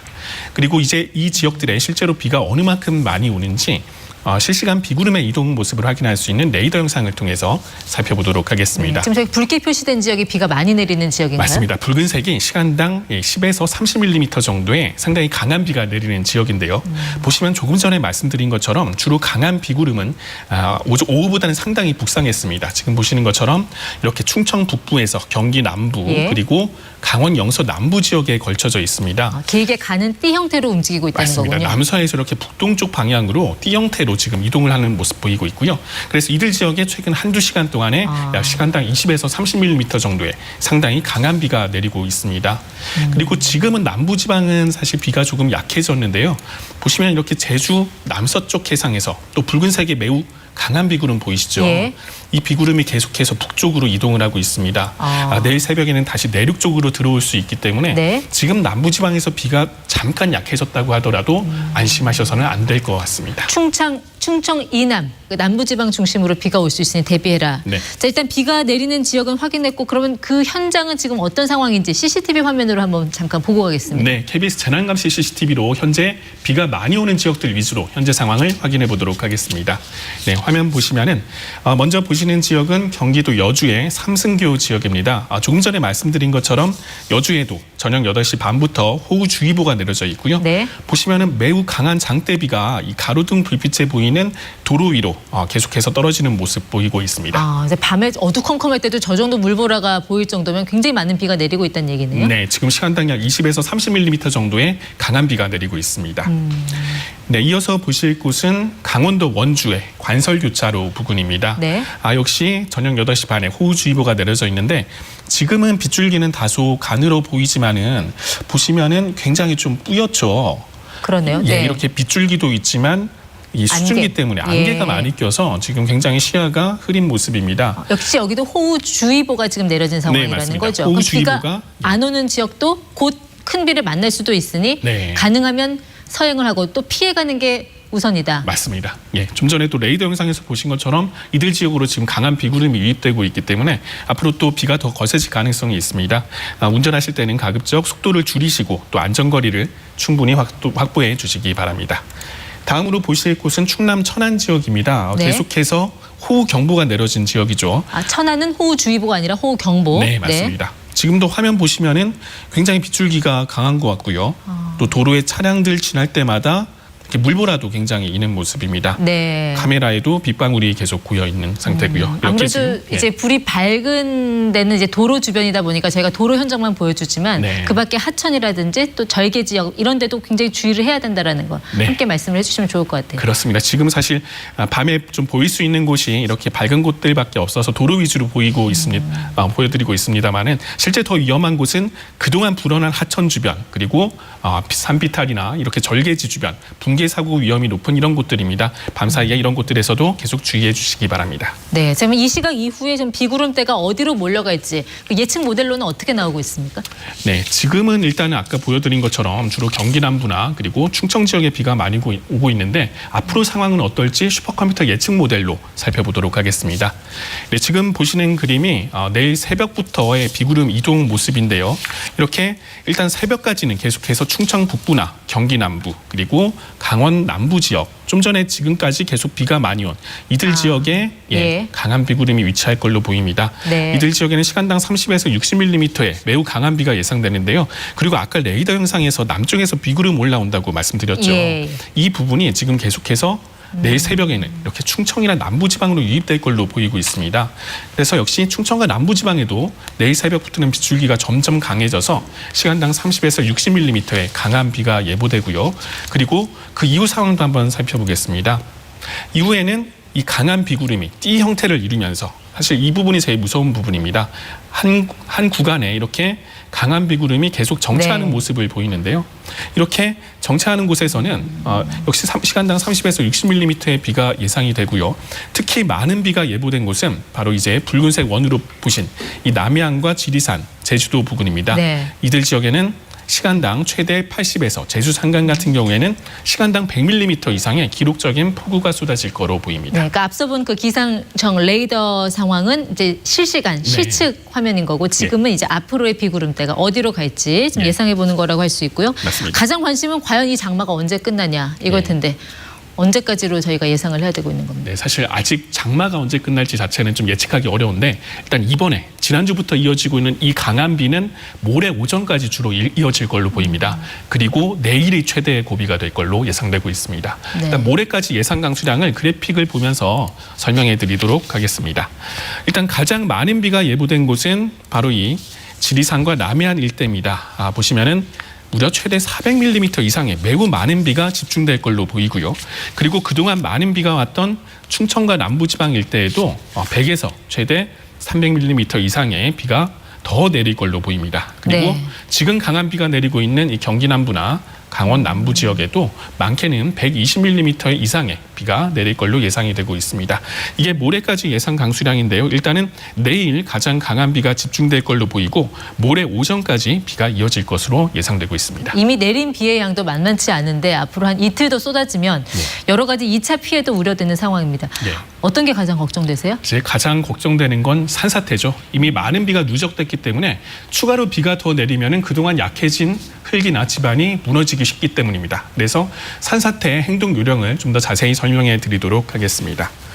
일단은 산사태가 날 때 그 예후 현상을 먼저 말씀을 드리면은 먼저 절벽에 금이 가거나 자갈이 떨어져서 나오고 또 나무가 기우는 현상이 나타나면은 산비탈에서는 멀리 대피를 해야 합니다. 또 산사태는 높은 곳에서 낮은 곳으로 발생하기 때문에 산사태 발생 방향과 수직 방향으로 가장 높은 곳을 향해서 대피하는 것이 좋습니다. 또 만약에 대피가 어려운 상황이라면은 밤 사이에는 집안에서 산비탈에서 가장 먼 쪽 방에 머무시는 게 아무래도 안전하겠죠. 네, 그리고 대피하실 때는 대피 지시에 따르거나 위험을 감지해서 집 밖으로 대피할 때 화재나 2차 피해를 예방하기 위해서 먼저 가스나 전기를 차단하는 게 중요하고요. 또 혹시 주변에 대피하지 않은 주민이 있을 수 있기 때문에 큰 소리로 주변의 위험을 알리고 함께 대피해 주시면 좋겠습니다. 네, 지금까지 이정훈 기상전문기자였습니다. 수고하셨습니다. 들으신 대로 모레까지 또다시 큰 비가 예보된 충청 지역 취재기자 연결하겠습니다. 김예은 기자, 지금 있는 곳이 갑천, 이 대전 3대 하천 중 하나죠. 오늘 좀 잦아지는 것 같더니 또 비 소식이네요. 지금 상황은 어떻습니까? 네, 대전은 오늘 한낮에 반짝 해가 뜰 정도로 날이 갰었는데요. 지금은 밤부터 다시 빗방울이 굵어졌다가 잠시 소강 상태를 보이고 있습니다. 어제까지 이어진 집중호우로 하천의 수위가 높아졌다가 조금씩 낮아지고 있지만 아직 긴장을 늦출 순 없는 상황입니다. 대전과 세종, 충남 대부분 지역에는 호우 경보가 나흘째 유지되고 있습니다. 기상청은 모레까지 100에서 200mm가 더 내릴 것으로 내다봤습니다. 특히 대전과 세종, 그리고 공주, 부여, 청양 등 충남 내륙 지역을 중심으로 최대 300mm 이상의 비가 내리는 곳이 있겠습니다. 공주와 부여, 청양 등은 이미 500에서 600mm에 가까운 비가 내렸는데요. 제방이 유실되거나 마을 전체가 침수되는 등 충남에서도 특히 피해가 컸던 지역이라 단단히 대비가 필요한 상황입니다. 네, 이미 댐들 수위가 높아져 있을 텐데 범람 위험은 어떻습니까? 대처 가능하겠습니까? 네, 우선 지난 며칠간 금강과 지류 하천들의 수위가 급격히 상승하면서 충청 지역에서만 10여 곳에 홍수 경보가 내려졌었는데요. 지금은 다행히 홍수 경보는 모두 해제된 상태입니다. 하지만 대청댐이 지난 10일부터 방류를 시작했고 보령댐 등 지역의 댐들이 모두 방류를 계속하고 있습니다. 지난 2020년 방류량을 확대하면서 충남 금산과 충북, 전북 등의 홍수 피해를 냈던 전북 용담댐도 오늘 방류를 확대해 하류 지역 주민들은 주의하셔야겠습니다.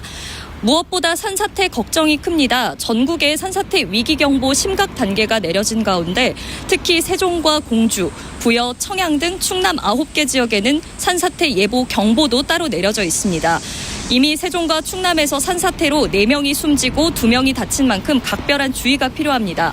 많은 비로 집안이 약해져 산사태 위험이 큰 만큼 위험 지역 주민들은 재난 문자를 잘 참고하셔서 안전한 곳으로 미리 대피해 주시기 바랍니다.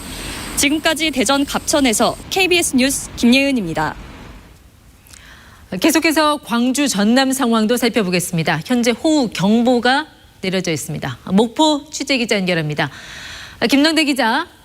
뒤에 어선이 보이는 것 보니 항구 쪽에 나가 계신 것 같습니다. 자, 어민들도 많이 불안할 텐데 지금 비 상황 어떻습니까?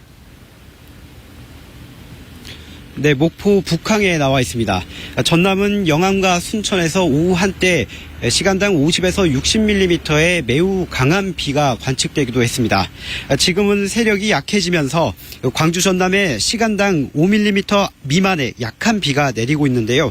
새벽부터 다시 강한 빗줄기가 쏟아질 걸로 예보됐습니다. 현재 광주와 전남 전역에는 호우 경보가 내려져 있습니다.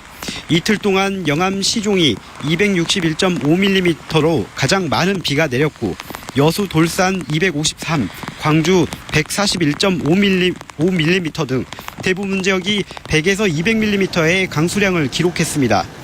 이에 따라 섬진강 댐 수위가 높아지면서 곡성군 금곡교와 태안교, 구례군 구례교에 홍수주의보가 유지되고 있습니다. 또 광주와 전남의 산사태 위기 경보 수준도 최고 단계인 심각 단계를 이어가고 있습니다. 지금까지 집중호우 관련 KBS 뉴스 특보를 1TV와 동시에 들으셨습니다.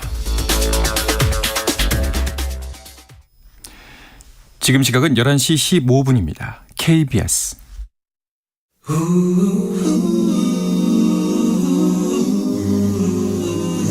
이 밤 그냥 보내긴 아쉬우니까요. 당신의 하루의 끝까지 야무지게 채워드립니다. 당신의 지식 충전소 김성환의 시사야.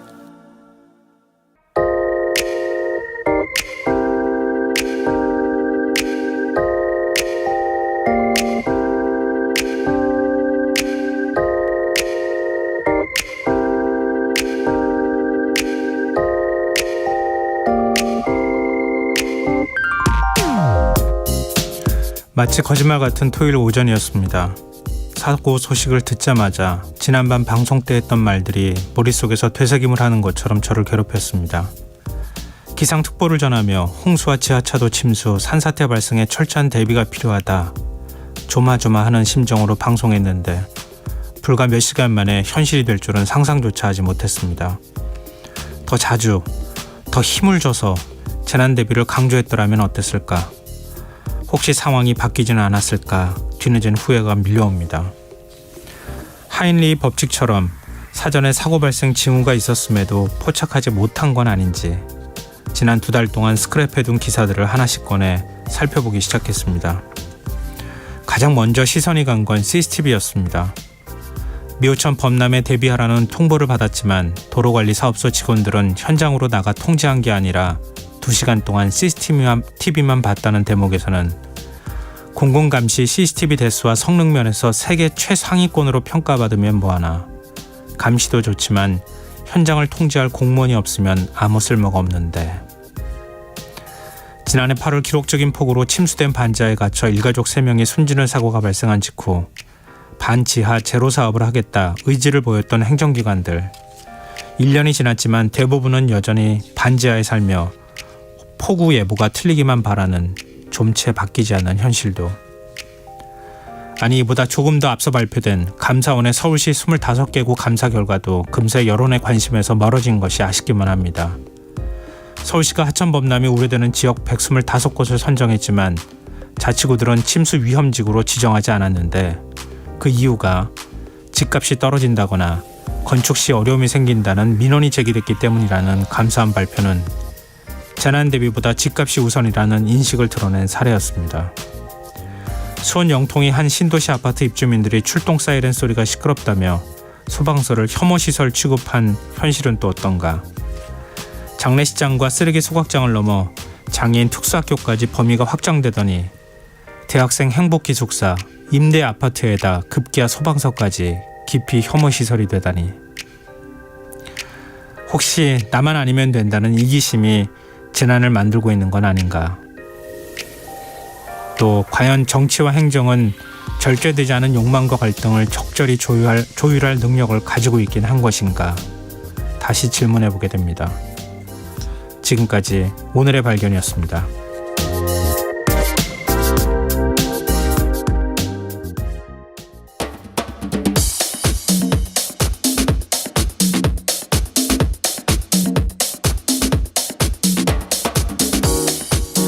KBS 뉴스 특보 관계로 김성환의 시사에 2부는 평소보다 조금 늦게 시작했는데요. 오늘의 발견에 이어서 오늘 노래 없이 바로 반참 뉴스 시작하도록 하겠습니다. 이현경 뉴스캐스터 함께하겠습니다. 안녕하세요. 네, 안녕하십니까. 네, 폭우로 침수된 오송 지하차도 사고 현장에서 오늘도 수색 작업이 계속됐는데 오늘 저녁 실종자 1명 시신을 추가로 수습했어요. 네, 지하차도 내부에 사실은 몇 명의 사람들이 실종되어 있는지 최초에는 차량이 몇 대가 있는지도 사실 정확하게 몰랐죠. 파악하기가 어려운 상황이었었는데요. 지하차도 내부에 갇혀 있는 차량은 모두 17대였습니다. 물이 빠지면서 차량들이 침수된 상황들을 좀 짐작해하는 상황이었는데요. 실종 신고된 사람들이 모두 다 확인이 돼서 사실상 지하차도 내부 수색 작업은 지금 이제 마무리가 된 상황인데 물이 빠진 지하차도엔 17대의 차량이 있었던 것으로 확인이 됐습니다. 네. 지금 배수 작업이 진행이 됐기 때문에 이도 가능한 상황이었는데요. 오늘 새벽에 구조대의 도보수색으로 실종자 4명의 시신이 추가로 발견이 됐었습니다. 747번 버스기사 40대와 50대 남성 1명씩 그리고 20대 여성이었는데 오후 8시쯤에 여성 1명이 지하차도 인근 농경지에서 지금 추가로 발견이 됐습니다. 그래서 지금까지 사망자는 모두 14명으로 늘었고요. 부상자는 9명입니다. 12명에 대한 실종 신고가 애초에 접수된 것으로 알려졌는데요. 네. 그러면 경찰과 소방당국이 이번 수색 작업에서 1명을 제외한 나머지 11명의 신원을 확인을 한 상태입니다. 네. 그런데 아직까지 확인되지 않은 여성 1명의 신원을 찾는 데 주력을 하고 있는데요. CCTV를 확인을 해보니까 차량 운전석에서 빠져나가려는 모습이 마지막에 찍힌 것으로 확인이 됐는데 차량은 다 견인을 했는데 내부에 실종자가 없었기 때문에 마지막으로 수습된 그 A씨의 시신이 지하차도 밖 200여 미터에 떨어진 도로변 풀숲에서 발견된 점을 고려해서 네. 외부 하천변 그리고 논과 밭 등의 수색을 당분간은 이어간다라는 방침입니다. 그러니까 오늘 오후 8시 10분께 추가 네. 시신이 발견이 된 됐습니다. 거고요. 이걸 이제 지금까지 이번 폭우로 인명피해 발생한 집계를 보니까 사망 41명. 네. 지금 실종이 9명이 또 있는 예. 상황이고요. 부상자는 34명이다 이렇게 알려지고 있는데 사망 실종자가 지금 50명에 달하는 이런 상황입니다. 또 지금 또 계속 비가 내리기 때문에 또 폭우가 쏟아지면 또 다른 피해가 있을 수 있기 때문에 뭐라 그럴까요? 지금 뭐 유족들한테 어떻게 위로의 말을 전해야 될지 할 말을 좀 잃게 되는데요. 일단 갑자기 아침에 나갔는데 이렇게 싸늘하게 시신으로 돌아온 모습을 본 유족들의 심정은 뭐 저희가 어떻게 그 마음을 헤아리기가 어렵겠어요. 네. 피할 수 있었던 인재다라는 얘기 때문에 아마 유족분들의 마음이 더 무너지지 않을까 싶어요. 맞습니다. 지하철도에 물이 들어차는 걸 예상할 수 없었던 사람은 없었거든요. 근데 이번에 희생자의 연령대가 굉장히 다양했었습니다. 이 2달 전에 결혼한 새신랑도 있었고요. 출근길에 사고를 당한 청소노동자. 다들 너무 갑작스럽게 다가온 이별이었기 때문에 네. 다들 놀라실 수밖에 없었을 텐데요. 22살의 고 안모 씨의 경우에는 여수 여행을 간다며 집을 나서면서 이 버스 안에서 숨진 채 발견이 됐고 작년에 국가고시에 합격을 해서 첫 여름 휴가를 가는 것이었다고 합니다. 그리고 30대 초등학교 교사는 임용고시 보러 가는 처남을 데려다 주다가 갑자기 들어찬 물이 물 때문에 사망에 이르렀는데 결혼한 지 2달밖에 안 됐었고요. 지금 747번 버스기사님 얘기가 예, 이분이 이제 원래 오송역하고 청주공항을 오가는 노선이었는데 굉장히 성실한 분이셨다고 합니다. 근데 이제 이분이 그 버스 유리창을 깨면서 사람들을 대피시키려고 애썼다는 얘기가 나오면서 많은 분들이 창문을 깨드릴 테니까 빨리 탈출하라고 하셨다고 하거든요. 평소에도 굉장히 자상하고 배려가 깊었던 분이셨는데 이 버스 회사 홈페이지에 승객을 먼저 살리려고 노력한 기사님 생각하니까 마음이 아프다 이런 글귀까지 올라와 있다고 합니다.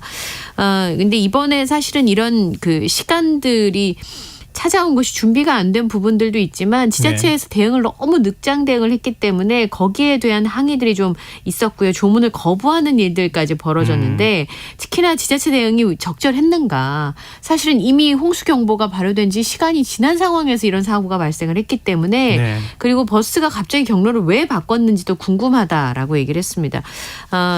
또 충북도지사가 사고가 난 지 36시간 만에야 찾아왔고요. 또 면담에서 매뉴얼만 언급했다라고 해서 거센 항의를 받기도 했었는데요. 침수 당시의 상황에 대해서 유가족들에게 제대로 공유가 되지 못하고 있는 상황인데 행정당국에서 충분히 어떻게 돌아가셨는지 설명도 없고 수습하기만 바쁘다라고 하는 토로가 있었습니다. 그리고 사고 경위를 철저하게 조사해야 된다는 유족들의 쓴소리도 이날 있었어요. 이태원 참사 발생하고 난 다음에 보였던 모습하고 크게 다르지 않은 것 같아서 많은 분들이 좀 답답해하시기도 하고. 네. 좀 화가 나시기도 하는 것 같은데요. 산사태 피해 컸던 경북 예천 지금 실종자 수색 작업 계속 진행 중인 거죠? 네, 그렇습니다. 날이 저물면서 오늘의 수색 작업은 종료가 된 상황인데요. 네. 그 예천 스타디움에 구조 장비가 다 모여서 내일 투입되기를 대기하고 있는 상황이고요. 오늘 인력 1,500여 명을 투입해서 실종자가 발생한 마을 5곳에 수색 작업을 벌였습니다. 어제 이제 예천군 효자면에서 60대 여성의 시신 한 구가 수습된 이후에는 추가 실종자 구조 소식이 전혀 없는데요. 네. 산사태 피해로 유출된 토사량이 너무 많고 실종자들이 급류에 휩쓸렸을 가능성도 크기 때문에 수색에 굉장히 어려움을 겪고 있습니다. 장비가 들어가는 것 자체가 쉽지 않은 상황이거든요. 현재 대구 경북의 인명피해는 총 45명으로 집계가 되는데 실종자가 19명, 사망자가 19명, 실종자 9명, 부상이 17명입니다. 아직까지 집으로 귀가하지 못한 이재민도 1,300여 명으로 집계가 되고 있고요. 주택 40여 채가 전파된 상황이고 공공시설 피해도 250곳이 넘습니다. 축사가 부서지면서 가축 10만여 마리가 폐사가 됐고 피해가 확인된 농경지만으로도 12,100헥타르가 넘는데요. 잠깐 아까 언급하신 것처럼 이 지역에 다시 집중호우가 예보되어 있는 상황입니다. 네. 예천에도 지금 오후부터 비가 내리기 시작한 상황이고요. 울릉도를 제외한 대구 경북 전역에 호우특보가 내려져 있고 19일 모레까지 대구 경북 지역에 100에서 200mm, 많은 곳은 300mm 이상의 비가 내릴 것으로 예보가 돼 있고 이 지역이 산사태 위기경보 최고의 심각 단계가 내려져 있습니다. 실종자 수색을 하고 있는 구조대원들도 굉장히 좀 버겁겠어요. 네. 지금 연일 계속 구조 활동을 해야 되는 거 아닙니까? 게다가 이제 이 뻘과 그다음에 그 많은 양의 물과 이렇게 싸워야 되니까 예, 굉장히 힘들 수밖에 없는데요. 육군 54단의 경우에는 장병 790여 명, 굴착기를 포함한 장비 20여 대를 동원해서 지금 인명수색과 산사태 지역의 토사 제거 작업을 예천에서 진행을 하고 있습니다. 예천에 지금 실종자가 굉장히 많잖아요. 그러니까 네. 그 유가족분들이 희망의 끈을 놓지 않고 있기 때문에 부지런히 움직여야 되는 상황인데 이제 수색이 끝나야 이제 복구 작업에 들어갈 것으로 보입니다. 해병 1사단에서도 선발대 400여 명과 장비들을 투입해서 복구 작업을 하고 있는 상황이고요. 해병 1사단 외에도 1,200여 명이 추가로 투입이 될 상황이라고 합니다. 그리고 충북 청주시의 궁평 2 지하차도 사고 현장에도 소방대원, 군인, 경찰들이 못 말릴 새도 없이 구조 작업을 진행을 하고 있는데요. 오늘 한 보도에 소방대원이 이제 잠수복을 널어서 말리는 모습이 보여졌는데 네. 눈에 이제 눈곱이 그대로 불어서 말리고 있는 모습이 이제 포착이 돼서 사람들을 안타깝게 했습니다. 전투복 상하의를 젖은 채 탈진한 상태로 나와 있는 군인들의 모습이 포착이 되기도 했었고요. 그리고 군 부대 텐트가 주변에 이제 설치가 돼 있었는데 특전사 요원들이 물에 부은 발을 말리면서 휴식기를 갖는 모습들도 보는 사람의 마음을 안타깝게 했습니다. 이분들이 또 활동하시는데 자원봉사자분들도 부지런히 움직이시고 있는데요. 네. 구조인력들이 아침부터 배고프면 안 되잖아요. 새벽 그렇죠. 5시부터 네. 자원봉사자들이 나와서 열심히 배식을 하면서 최선을 다해서 지원을 하고 있는데 그 부분에 대해서도 또 현장에 있는 구조인력들도 감사를 표하고 있습니다. 네. 지금까지 그 인명피해 직행 저희가 해드렸고 재산 네. 피해는 어떻습니까? 도로 비탈면 유실, 집안 침하, 토사 유출들을 포함해서 공공시설에 지금 789곳이 피해를 입었는데요. 네. 대전과 충북에는 싱크홀도 3건, 2건씩 발생한 상황입니다. 사유시설 피해도 352곳이나 발생을 했고 지금 현재 일시대 피한 인원까지 모두 다 포함하면 총 6,285가구, 1,765명이 호우를 피해서 대피한 것으로 알려지고 있습니다. 축구장 2만여 개가 넘는 면적의 농경지가 피해를 입었고요. 57만 마리 이상의 가축도 폐사를 한 상황입니다. 양계장 피해가 가장 크다고 하는데 전체 폐사 가축 가운데 53만 3천 마리가 닭이라고 하네요. 아이고. 지금 그 뭐 산사태도 그렇고 네. 아니면 수해로 이제 물이 범람해가지고 물이 잠기는 경우도 있을 수 있고 이재민들은 지금 어떻게 생각하고 있습니까? 근데 대피소에 계신 이재민들의 환경이 너무 열악하다는 지적들이 나오고 있는데요. 청주 지역의 온라인 커뮤니티에 부모님이 대피소에 계시는데 너무 마음이 아프다며 사진이 게재가 됐는데 텐트도 없고 가림막도 없고요. 은박 돗자리 하나로만 생활하는 모습이 사진에 담겨져 요즘 있습니다. 그건 시스템이 잘 돼 있지 않습니까? 아마 내 가족이 아니었으면 몰랐을 거라고 이분도 얘기를 하셨다고 하는데요. 네. 스티로폼과 담요가 달랑 지급됐다고 했는데 스티로폼이 아니고 아주 얇은 호일과 같은 단열재였다고 합니다. 지자체 관계자의 얘기를 들어보면 전국적으로 이재민이 지금 많이 발생한 상황이어서 예. 임시로 대피 시설이 꾸려지다 보니까 지원 물품과 제공과 수급이 원활하지 않았다라는 건데 실제로 음박 매트가 우선적으로 지급된 건 사실이었던 것 같습니다. 그리고 텐트와 매트리스가 이후에 순차적으로 지급되고 있는 상황이라서 네. 연세가 많으신 분들의 경우는 그런 환경에서 얼마나 건강하게 버틸 수 있으실지 그런 부분들에 대해서 우려하는 목소리가 있고요. 그 오성중학교에 이 대피소가 마련돼 있었는데 네. 170여 명의 이재민이 수용된 것으로 추정이 되고 있습니다. 문화유산도 피해를 입었습니까? 특히 백제 역사 문화 유적지가 있는 공주 부여의 문화재 피해가 굉장히 컸는데요. 네. 그 유네스코 세계문화유산에 등재된 공주 공산성 누각이 물에 잠겨서 성벽이 무너졌습니다. 이 백제 시대 때 건립이 돼서 세계유산으로 지정된 공주 공산성의 누각인 만하루인데요. 네. 기둥까지 차올랐던 물이 빠지면서 이제 뻘밭이 되어버린 상황입니다. 그리고 입구에 세워놓은 비석도 두 동강이 났고요. 백제 시대 왕들의 무덤이 모여 있는 공주 무령왕릉하고 왕릉원은 흙더미로 무너졌습니다. 그리고 부여 있는 백제 유적들도 지금 피해를 많이 입었는데 부소산성은 울타리가 그리고 왕릉원엔 토사가 무너져서 피해를 입은 상황이고요. 공산성 같은 경우는 2013년 이후에 네 번째로 성벽이 무너졌다고 합니다. 호우로 인한 피해로 인해서 문화재 훼손이 굉장히 반복되고 있기 때문에 네. 이건 선제적인 대응이 좀 필요한 것으로 보이고요.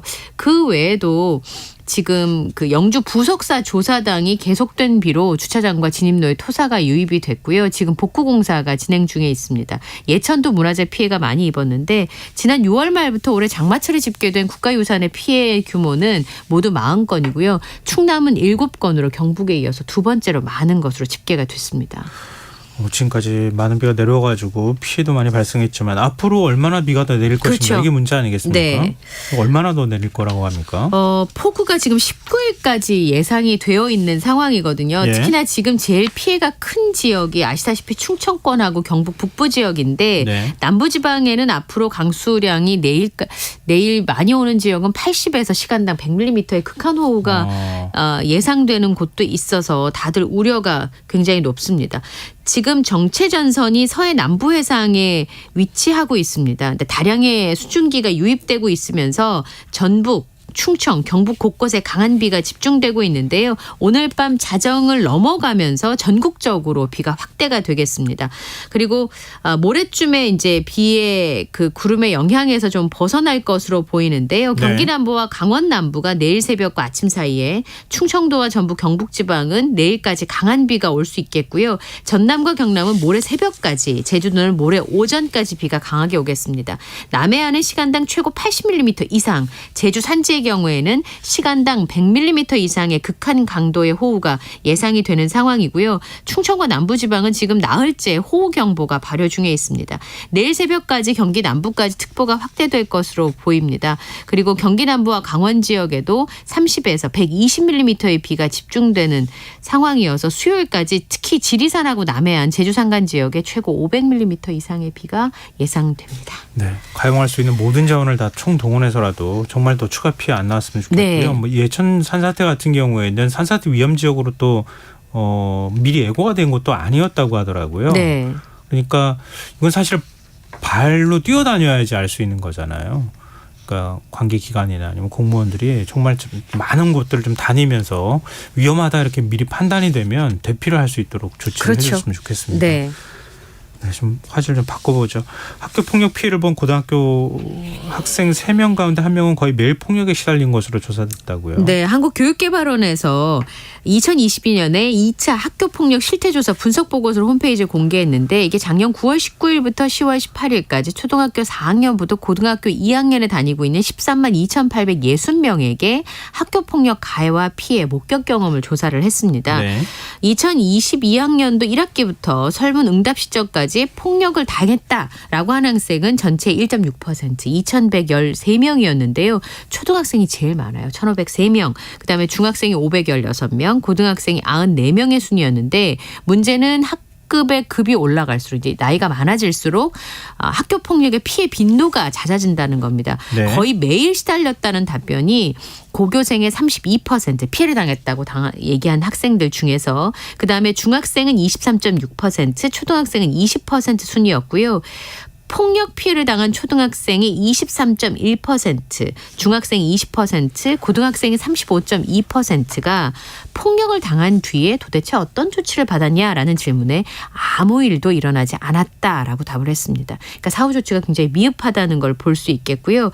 폭력 가해 경험이 있다고 밝힌 학생들 중에서 네. 피해자와 같은 반 학생이 68.3%였습니다. 근데 제가 가장 충격적이었던 건 왜 폭력을 행사했냐라는 질문에 네. 61.5%가 장난이나 특별한 이유가 없이라고 답을 했고요. 이런 답변이 50%가 넘은 학급별 응답률도 있었습니다. 네, 우리 맨날 그 조사를 하면 이렇게 나오는데 실제 대책을 만드는 거는 계속 미흡하다는 지적이 나오는 것 같아요. 네. 왜 이게 참 현실하고 좀 안 맞는 건가 하는 생각을 자꾸 하게 됩니다. 자, 오늘 밤참수 여기까지 하겠습니다. 지금까지 이영경 뉴스캐스터와 함께했습니다. 고맙습니다. 감사합니다.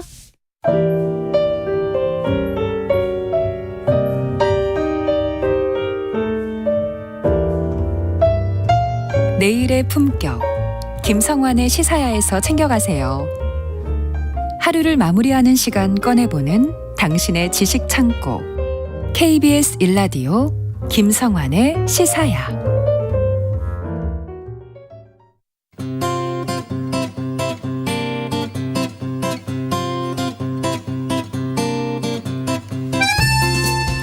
지난주 리투아니아에서는 북대서양제약기구 나토 정상회의가 열렸는데요. 세계이면 오늘은 나토 정상회의 성과 과제 한번 정리해 보도록 하겠습니다.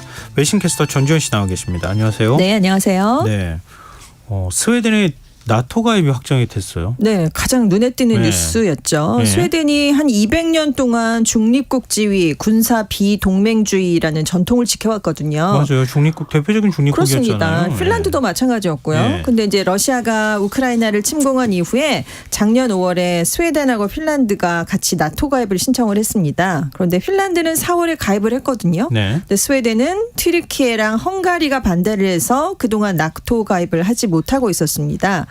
나토 회원국이 되려면 회원국이 만장일치로 동의를 해줘야 되는데 이렇게 두 국가가 이렇게 비토를 하면 될 수가 네. 없기 때문인데 예. 일단 튀르키예는 스웨덴이 소수민족인 쿠르드족을 두둔한다. 우리나라에 위협이 되는 쿠르드족을 두둔한다 라면서 가입에 동의를 해주지 않고 있었던 상황이었습니다. 네.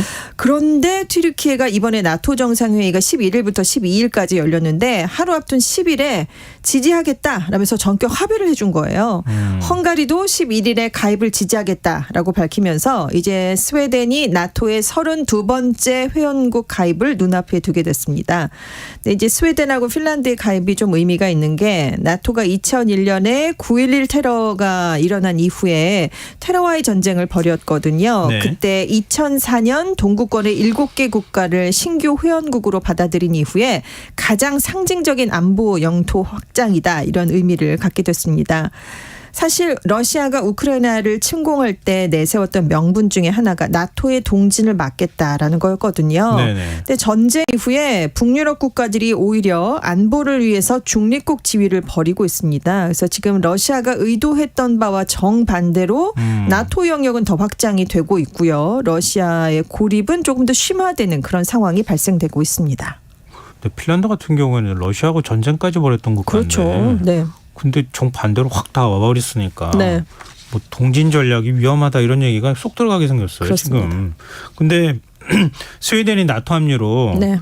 유럽 안보 지형이 바뀔 것이다 이런 분석이 나와요. 그렇습니다. 왜냐하면 스웨덴이 나토 회원국이 되면 추가로 1,600km 이상의 발트해 해안선이 이제 나토 영역에 들어가게 되거든요. 그러니까 네. 러시아를 제외한 북극권의 7개 국가가 다 나토 회원국이 되는 그러네요. 겁니다. 그러니까 전략적 요충지가 발트해인데 발트해를 이제 나토 회원국이 다 에워싸는 모양이 되거든요. 네. 그래서 이제 나토로서는 뭐 인구랑 경제 규모가 굉장히 작은 에스토니아, 라트비아 폴란드와 리투아니아의 발트 3국을 조금 더 효과적으로 보호할 수 있게 됐습니다. 그래서 러시아는 그 반대로 더 강한 압박을 받을 수밖에 없게 됐고요.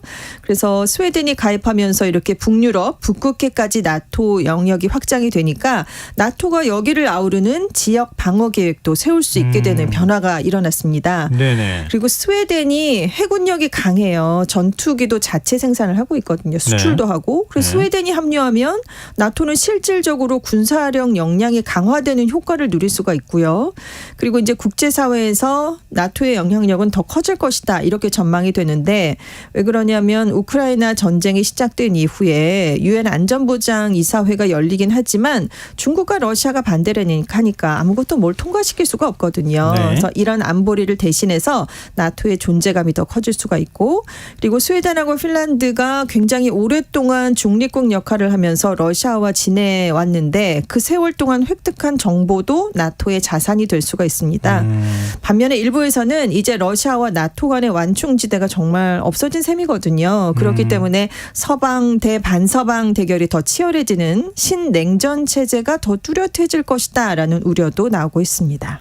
사실 북극 빙하가 녹으면서 북극해 전략적 가치가 네. 점점 높아지고 있는 거잖아요. 네. 뭐 아시아나 유럽 쪽에서 바로 러시아 있는 쪽으로 왔다 갔다 할 수도 있는 그렇습니다. 거 아니에요. 북극해가 녹으면은. 네. 근데 여기에 지금 발트해 국가들이 전부 다 들어가 버리면 네. 러시아 입장에서는 굉장히 타격이 클 텐데. 그러니까 발트해가 나토의 연못이 됐다라는 표현을 네. 이제 외신들이 쓰고 있거든요. 그러니까 딱 다가오는 그런 표현이죠. 네. 근데 스웨덴의 정식 가입은 10월쯤에 가능하다고요? 왜냐하면 이제 튀르키예 의회가 스웨덴 나토 가입에 대해서 비준을 해줘야 되거든요. 그래야 이제 효력이 발생을 하게 되는데 튀르키예 의회가 이번 달 27일까지 열리고 2달 동안 휴식기에 들어갑니다. 그런데 지금 27일이 얼마 안 남았잖아요. 네. 그래서 그 전까지 이거를 다 처리하기가 현실적으로 그러니까 물리적인 시간이 굉장히 부족합니다. 그래서 아무리 빨라야 석 달 뒤인 10월에나 가입이 최종적으로 마무리될 것으로 보입니다. 근데 이번 나토의 최대 승자는 네. 에르도안 대통령이다. 이런 말이 나오는 이유가 뭡니까? 그 나토 가입을 에르도안 터키 대통령이 승인을 해주면서 네. 이제 국제 무대에서 굉장히 영향력도 과시했고요. 실리를 두둑하게 챙겼기 때문인데요. 일단 튀르키예가 그동안 굉장히 하고 싶어했던 게 유럽연합 가입이거든요. 그런데 계속 협상을 했지만 네. 권위주의 체제에 대해서 EU가 비판을 많이 하면서 이게 통과되지 못했고 더군다나 이제 에르도안 대통령이 집권한 이후에는 협상이 교착 상태에 빠져 있었던 상황이었습니다. 그런데 네. 이번에 튀르키예가 스웨덴에게 나토 가입을 승인해주는 대가로 반대로 스웨덴이 튀르키예의 EU 가입을 돕겠다라는 약속을 받아낸 거예요. 그래서 이번 합의로 교착 상태였던 협상이 이제 본궤도에 오를 것이다. 이렇게 지금 예상이 되고 있고요. 네. 그리고 미국으로부터 200억 달러, 우리 돈으로 한 26조 원 규모의 F-16 전투기 구매 승인을 받아냈습니다. 앞서서 2019년에 튀르키예가 러시아제 S-400 지대공 미사일을 도입하려고 하니까 네. 미국이 튀르키예 F-16 인도 성능 개량 사업을 하려고 했지만 그걸 보류시킨 상황이었거든요. 그런데 이제 F-16을 전격 도입을 하게 되면서 튀르키예가 이 부분에서도 실리를 얻게 됐습니다. 네, 에르도안 대통령 친서방으로 기울어지고 있는 겁니까? 그렇습니다. 그렇게 평가가 되고 있는데요. 사실 미국하고 러시아 사이를 오가면서 약간 중립적인 자세였잖아요. 맞아요. 네. 뭐 협상을 주도하기도 했고 그런데 이제는 친서방 색채를 보이면서 실리를 극대화하고 있다라는 평가가 나오고 있는데 국제 지정학적으로 변화가 일어났고 그리고 내부의 정치 경제 상황이 좀 심각하기 때문이다라고 분석이 되고 있습니다. 지금 지난번에 5월 대선에서 좀 야당 후보에게 많이 뒤처져 있다가 막판에 맞아요. 민족주의 정서를 부추겨서 간신히 승리를 한 셈이거든요. 뭐 격차는 있었지만 그만큼 국민들이 친서방에 대한 그 열망이 높다라는 게 이제 대선에서 드러났기 때문이고 그걸 무시할 수가 없는 상황이고요. 경제가 너무 안 좋잖아요. 네. 그러니까 지금 서방과의 뭔가를 이렇게 뚫지 않으면 경제 발전이 이루어지기 어렵다라고 현실적으로 판단을 한 것이다. 이런 분석도 있고요. 대외 관계에서도 지금 서방 국가들과의 관계를 개선해서 얻을 수 있는 이익이 러시아와 중국에 의존하는 그 친러 친룬 중국 성향을 보이는 것보다는 훨씬 더 클 것이다. 이런 걸로 결론을 내린 것 같다라고 뉴욕타임스가 분석을 했습니다. 근데 유로화하고 통합을 할 수 있을까? 그거는 그렇죠? 또 네. 화폐가 진짜 너무 자국 화폐가치가 떨어져가지고 네. 하면 이게 과연 이득이 될까 이런 것도 의문이 좀 남긴 하는데요. 어찌됐든 사실 이번에 나토 정상회의 때는 우크라이나 지원 문제가 제일 큰 관심사였었잖아요. 그렇습니다. 근데 우크라이나 나토 가입 얘기는 제대로 뭐 승인도 안 나고 네. 뭐 진척도 별로 없었어요. 그러니까 사실 나토에 가입할 수 있는 시간표를 좀 확정을 해달라라는 게 이제 젤렌스키 우크라이나 대통령의 바람이었습니다. 이번 회의에서 그런 얘기를 좀 해주기를 바랬거든요. 네. 근데 이제 나토가 우크라이나의 미래는 나토에 있다라는 얘기를 했지만 구체적인 시간표를 제시하지 않았어요. 네. 단 가입을 위한 조건이 충족되고 동맹국들이 모두 동의를 하면 가입 초청을 하기로 합의를 했다라고까지만 지금 성명을 내놓은 상황입니다. 네. 근데 대신 이제 나토에 가입을 하려면 일반적으로 2단계를 거쳐야 되는데요. 한 단계는 줄여주겠다라는 데는 합의를 했어요. 네. 핀란드도 이런 조건을 적용받아서 11개월 만에 이제 나토에 가입을 했었거든요. 근데 이제 일부 회원국들이 그러면 왜 이렇게 우크라이나에 이런 시간표를 주지 않았을까라는 것에 대해서 네. 이제 얘기가 나온 게 있는데요. 만약에 우크라이나 가입을 언제 허용해 주겠다라고 이렇게 확정을 해서 합의를 해주면 네. 러시아가 종전 협상에 나오기 더 힘들 것이다라는 그런 예상을 했다고 해요. 그리고 푸틴 러시아 대통령을 오히려 자극해서 확전이 될 가능성도 있고, 그리고 우크라이나 가입 시점을 특정을 했는데 만약에 그때까지 전쟁이 끝나지 않으면 나토는 헌장 5조에 특정 회원국이 공격을 받으면 전체 회원국에 대한 공격으로 간주해서 군사적 지원을 제공한다라는 내용이 있거든요. 이 조항이 네. 있으니까 네. 이렇게 되면 나토가 러시아랑 전면전을 또 치러야 됩니다. 그 가능성을 지금 우려한 것으로 알려져 있어요. 그래서 일단 우크라이나로서는 아쉬움이 클 수밖에 없는 결정이 내려지긴 했지만 그래도 주요 7개국이 우크라이나의 장기적인 안보 보장을 위해서 실질적인 군사 경제적 지원 방침을 발표했습니다. 그래서 우크라이나로서는 절반의 성공을 거뒀다라는 평가가 나왔습니다. 나토 국가들하고 젤렌스키 대통령하고 미묘한 신경전도 그렇죠. 있었다고. 네. 뭐 영국 국방장관이 우리는 아마존이 아니다. 네. 뭐 달라는 대로 다 주는 데가 아니다. 뭐 이런 식으로 얘기를 네. 했다고요. 하여튼 그래도 어찌됐든 간에 우크라이나 언젠가는 나토 가입이 네네. 가능하겠다는 여지는 좀 만들어 놓은 그렇습니다. 그런 회의였던 것 같고요. 근데 이번 회의 승자로 조 바이든 대통령이 꼽히는 거는 왜 그런 겁니까? 바이든 대통령으로서는 우크라이나의 나토 가입은 일단 막았고요. 그렇지만 나토의 영향력은 확장을 할 수 있는 회의였거든요. 근데 이제 미국은 나토가 러시아랑 전면전을 펼치는 것을 우려해서 이번 회의에서 우크라이나의 가입 시기를 확정하는 건 원하지 않았던 것으로 알려졌습니다. 네. 그런데 반면 이번 회의에서 러시아와의 전면전을 가정한 방위 계획이 수립이 됐어요. 그리고 이제 우크라이나 지원에 G7 국가를 참여시켰고 인도 태평양 국가들과의 협력을 강화해서 중국 전략, 그러니까 중국을 견제하는 전략을 추구하는 바이든 대통령의 더 넓은 나토 구상이 실현이 됐습니다. 네. 그래서 바이든 대통령도 회의가 끝난 뒤에 이루고 싶었던 목표를 다 이뤘다. 이런 평가를 내놓기도 했습니다. 근데 일본 도쿄에 사무소 설치하는 네네. 문제. 연락사무소. 프랑스하고도 이게 뭔가 안 맞았어요. 그렇습니다. 네. 내부 분열이 좀 있었는데요. 네. 그러니까 이제 나토가 이렇게 P4라고 아시아 태평양, 인도 태평양 지역의 국가 4개를 초청을 했잖아요. 네, 참관국 자격으로. 그렇습니다. 네. 그래서 이제 여기에서의 역할을 좀 강화시키겠다라는 그런 의지를 분명하게 나타냈는데 프랑스는 나토는 북대서양의 중심을 맞춰야 된다라고 주장을 하면서 연락사무소 설치를 막은 건데요. 네. 왜냐하면 프랑스는 이렇게 일본에 이제 연락사무소를 설치하게 되면 나토의 영향력이 이제 아시아 쪽으로 확장이 되는 거니까요. 이것이 네. 중국을 자극할 수 있다라는 점을 우려했던 것으로 알려져 있습니다.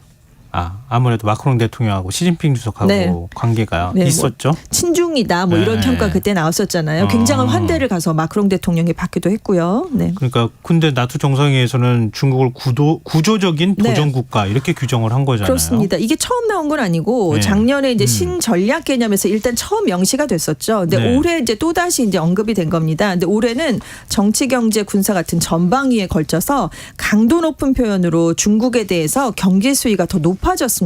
그래서 중국의 명시적인 야만과 강압적인 정책이 우리의 이익과 안보 가치를 도전하고 있다라고 지적을 했고요. 그래서 중국의 강압적인 전술과 동맹 균열 시도로부터 동맹국을 보호할 것이다 이런 강조를 했습니다. 그래서 아까 P4 그러니까 파트너 국가들을 초청을 했는데 네. 작년에도 초청이 됐고 올해도 갔잖아요. 네, 근데 맞아요. 작년에는 이들 국가와 나토와의 협력 관계 틀이 국가별 파트너십 협력 프로그램이었는데 네. 이번에는 5월에는 국가별 맞춤형 파트너십 계획. 그러니까 한 뭐가 단계. 다른 거예요? 그러니까 더 세세하게 그 좀 조절을 해주겠다는 거죠. 그러니까 아무래도 뭔가 맞춤형이라는 게 들어갔잖아요. 그러니까 보다 신경을 쓰겠다라는 게 지금 이 단어, 그러니까 이 타이틀에서 드러나지 않습니까? 네. 그래서 당연히 중국은 반발을 했겠죠. 나토의 아시아 태평양으로의 동진을 단호하게 반대한다라는 강조 이렇게 비판하는 그런 성명을 내놨습니다. 아, 근데 참 속마음을 모르겠어요. 네. 중국하고 경제적 관계는 계속 가져나가야 된다고 하는 게 나토나 네. 유럽에 있는 국가들의 대체적인 그렇습니다. 분위기였었잖아요. 네. 근데 나토 정상회의 때는 이렇게 중국을 탁 우리하고 맞서는 일종의 적처럼 그렇습니다. 표현을 했단 말이에요. 네. 이 속마음이 어디에 있는 겁니까? 그러니까요. 그래서 지금 알 수가 없네요. 근데 미국에 어쨌든 있나요? 실리를 취하고 있다. 아, 그렇습니다. 네.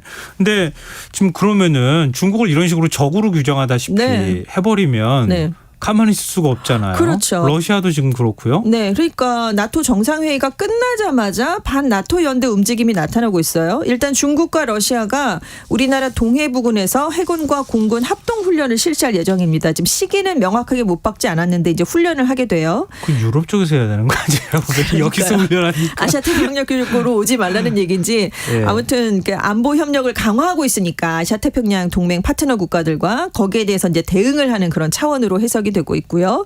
반미, 친중, 칠러 진영이 결속하는 것도 주목을 받고 있는데 지금 이란이 미국으로부터 각종 경제 제재를 받고 맞아요. 있잖아요. 그래서 네. 지금 반미적인 성향을 갖고 있는데 라이시 이란 대통령이 지난주에 케냐를 비롯한 아프리카 3국을 갔습니다. 근데 이란 대통령으로서는 11년 만에 아프리카 방문이었어요.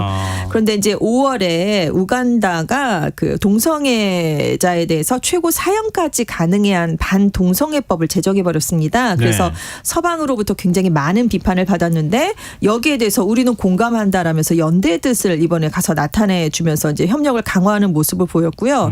지난달에도 라이시 대통령이 반미 성향이 강한 중남미 3국을 순방했습니다. 네. 그래서 반미 진영 외교를 통해서 미국의 제재로 경제난을 겪고 있는 현재의 상황을 좀 극복하려는 움직임을 보였고요. 이달 초에는 이란이 중국하고 러시아가 주도하는 국제협력기구죠. 상하이 협력기구에도 정식 회원국으로 가입을 했거든요. 네. 그러면서 지금 반나토 연대 국가들이 좀 움직임을 많이 보이는 그런 모습이 나타나고 있습니다. 그러니까 중남미, 라틴 아메리카 쪽에 있는 국가들도 중국하고 친중 성향을 보였었던 그렇죠. 거잖아요. 네. 아프리카 국가들도 1대1로 때문에 그렇습니다. 중국에 좀 기울어지는 측면이 있는데 그런 국가들 묶어내겠다. 네. 세계가 점점 이렇게 대립적인 양상으로 그러니까요. 가는가 이런 네. 생각을 하게 되네요. 좀 어떻게 출구를 뚫었으면 좋겠는데 그렇지 않은 것 같아서 좀 걱정입니다. 자, 지금까지 세계이면 외신캐스터 전주현 씨였습니다. 오늘 말씀 고맙습니다. 네, 감사합니다. 김성환의 시사야 오늘 순서 여기서 마칩니다. 전국 곳곳에 지금도 많이 비가 내리고 있는데요. 재난 대비 철저히 했으면 좋겠습니다. 특히 공무원들의 열심히 재난 대비 활동을 해주시길 좀 당부드립니다. 모바일 쿠폰 당첨자는 홈페이지 공지사항에서 확인하실 수 있습니다. 지금까지 시사평론가 김성환이었습니다. 고맙습니다.